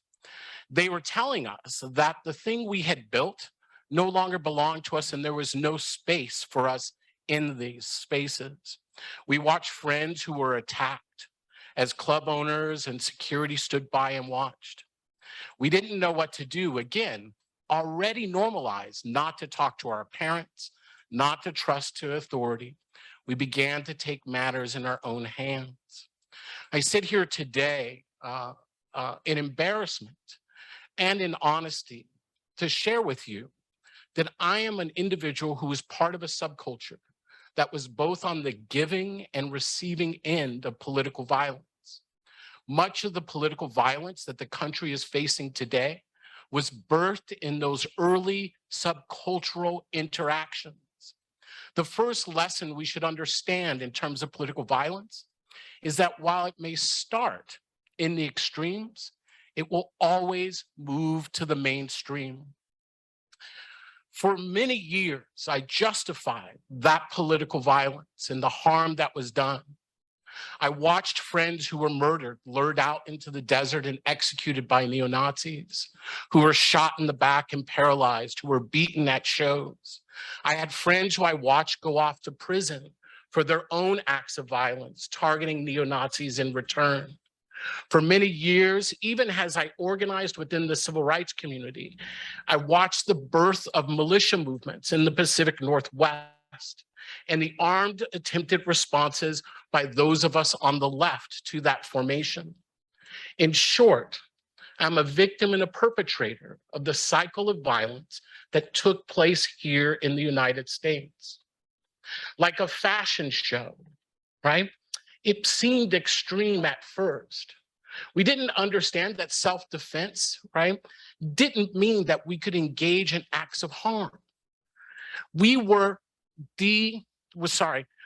so isolated from civil society and the rule of law that we began to justify our own actions as simply nothing more than self-defense.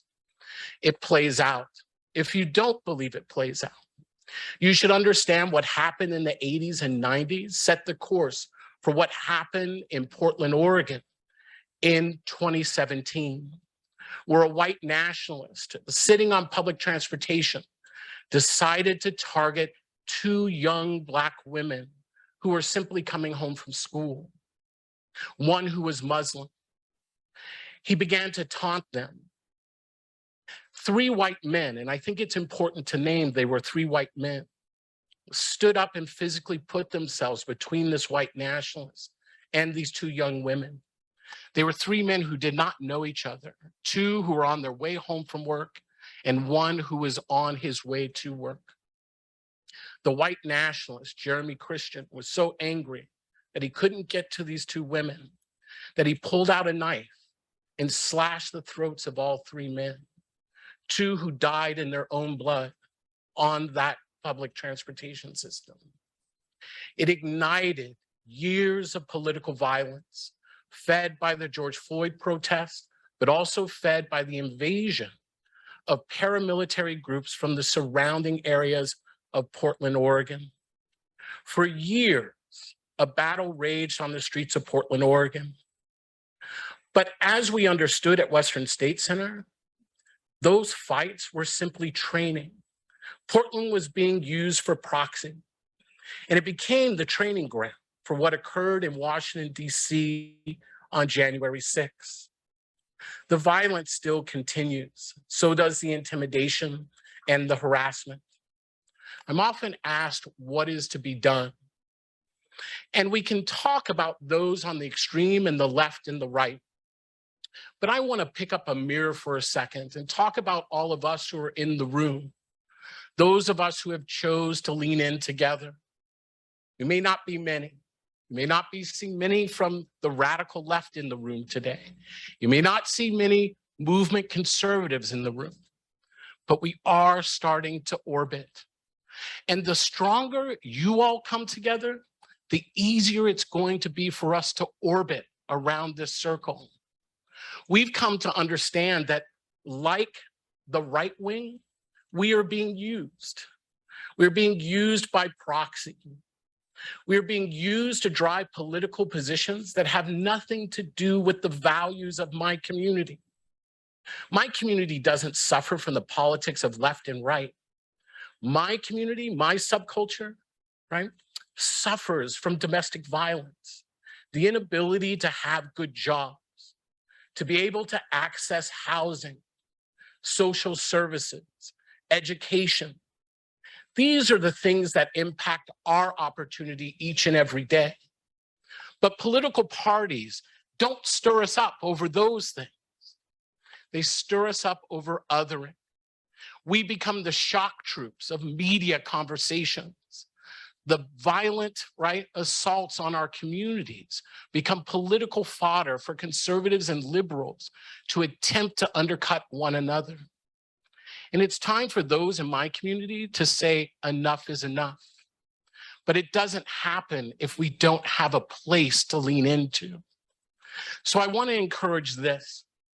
The first is to let go of normalization bias. For too long in this country, we have acted as if our democracy is exceptional. Now it's special. I enlisted in the Navy at the age of 17 because I understood our democracy was important. But I also understand that it is at risk right now.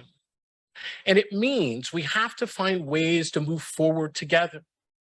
But we can't do that if we continue to deny what is happening at communities at the grassroots level. Gun sales, right, are at a record level. Those sales are so high, right, that it's created, right, the inability to actually purchase ammunition. I want folks to hold that for a second. Gun sales, right, are so high right now that people can't secure ammunition. Those aren't all being purchased by folks on the right. We are in a real moment right here. I agree, we are not on the verge of a civil war, but we could stumble into a civil war, years of political violence, if we don't take the crisis seriously. So first, let go of normalization of bias, the normalization bias, and admit that we are in a very serious moment that calls for all of our leadership. I said I was Southern Baptist, so I'm going to take 2 more minutes. The second, we have to begin to deal with demographic anxiety. I often talk about racial demographic anxiety. There's a study that shows even saying the word race creates anxiety in all of us. So race, racism, race, race, just said it a bunch of times. But there's other forms of demographic anxiety. Things have been so politicized in our society over the last 10 years that we don't even believe that we can sit at the table with one another. Movement conservatives are scared to death to sit at a table with radical leftists. But how are we to move forward? Because we don't make peace with our friends, we make peace with our enemies. The McCain Institute, BDI, and others are essential to holding that space for us to come in together. But how do we come in together? We come in together not trying to solve our political differences, but by trying to find the values that we hold in common. The ideas of safety, opportunity, hard work. These are values that align us across the political sphere. And spaces like that, these have to emphasize those values and defend them. We have to be non-negotiable about the idea of democracy. I can be skeptical of democracy. I have 8 generations in America that have earned the right to be skeptical of democracy. But I also have to be responsible for democracy, to understand that it has strengthened despite its challenges. We have to be clear about the values we hold. The last point is just simply this. Let us stop looking for who is going to do this work. Those who are going to do it are right in this room, right here and right now. When I was a little kid, we used to play a game, and I used to love to tell this story. It's called If I Were. We were poor kids. So by August, we had nothing left to do but to sit on a hot sidewalk and try to figure out how to make the rest of our day go along. So eventually we'd start to play this game. If I were in a lion's cage and the lion came out, here's what I would do. As kids, we'd argue about how we get out of that. Or if I was driving down the freeway and the brakes went out, here's what I would do. There's one question that always came up. If I were in the midst of the 1960 civil rights movement, here's what I would do. And we were kids full of bravado. We didn't understand the choiceless choices of our parents. So we'd come up with all kinds of things that we would or wouldn't do and would put up with and wouldn't put up with. That question has always haunted me. What would we have done in the midst of the 1960 civil rights movement? How would we have stood up for democracy? Well, I realized about 2016 that I no longer had to ponder. And I'm here to tell everyone in the room today, none of us any longer have to ponder what it is we would do. The truth is whatever we would have done in the midst of the 1960 civil rights movement is going to be whatever it is we do when we walk out of this door today. America and the aspirational idea that we can move forward together across differences is an idea worth defending. It's an idea that I've decided is worth dying over, not killing for, but dying for. I'm as committed to the idea of an inclusive democracy that moves people forward together as I was when I joined the Navy at the age of 17. If you too are committed to that American democracy, it's time for us to stand up. It's time for us to be seen together in photos, in conversations. We don't have to agree with one another, but it's time to show the rest of the country that we have a dream and that we have each other's backs. We have the policymakers who understand that things like homelessness and inequality and poverty are exploited by extremists each and every day. If we don't solve those problems, if we don't help local communities solve those problems, they will continue to be used as fodder to drive us apart.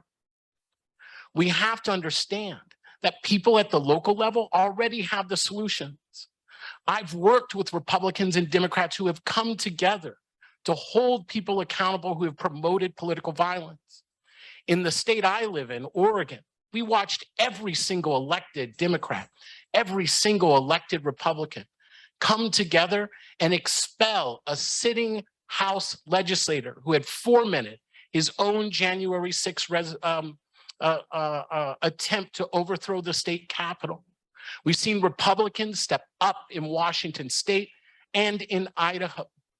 The idea that movement conservatives and Republicans won't step up is a lie. We have to lean in and we have to find them. Even if there's only 20, they're the most 20 valuable conservatives that we could find in America today.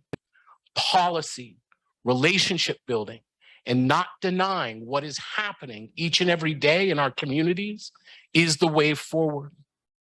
Believing in people and believing in one another is how we open up the space for them to find us. That is the position before us. Let's make this moment count. History is going to judge what we do in this moment. It's an honor to be with each of you. And thank you to the McCain Institute and the Anti-Defamation League for opening up the space for my voice. Thank you.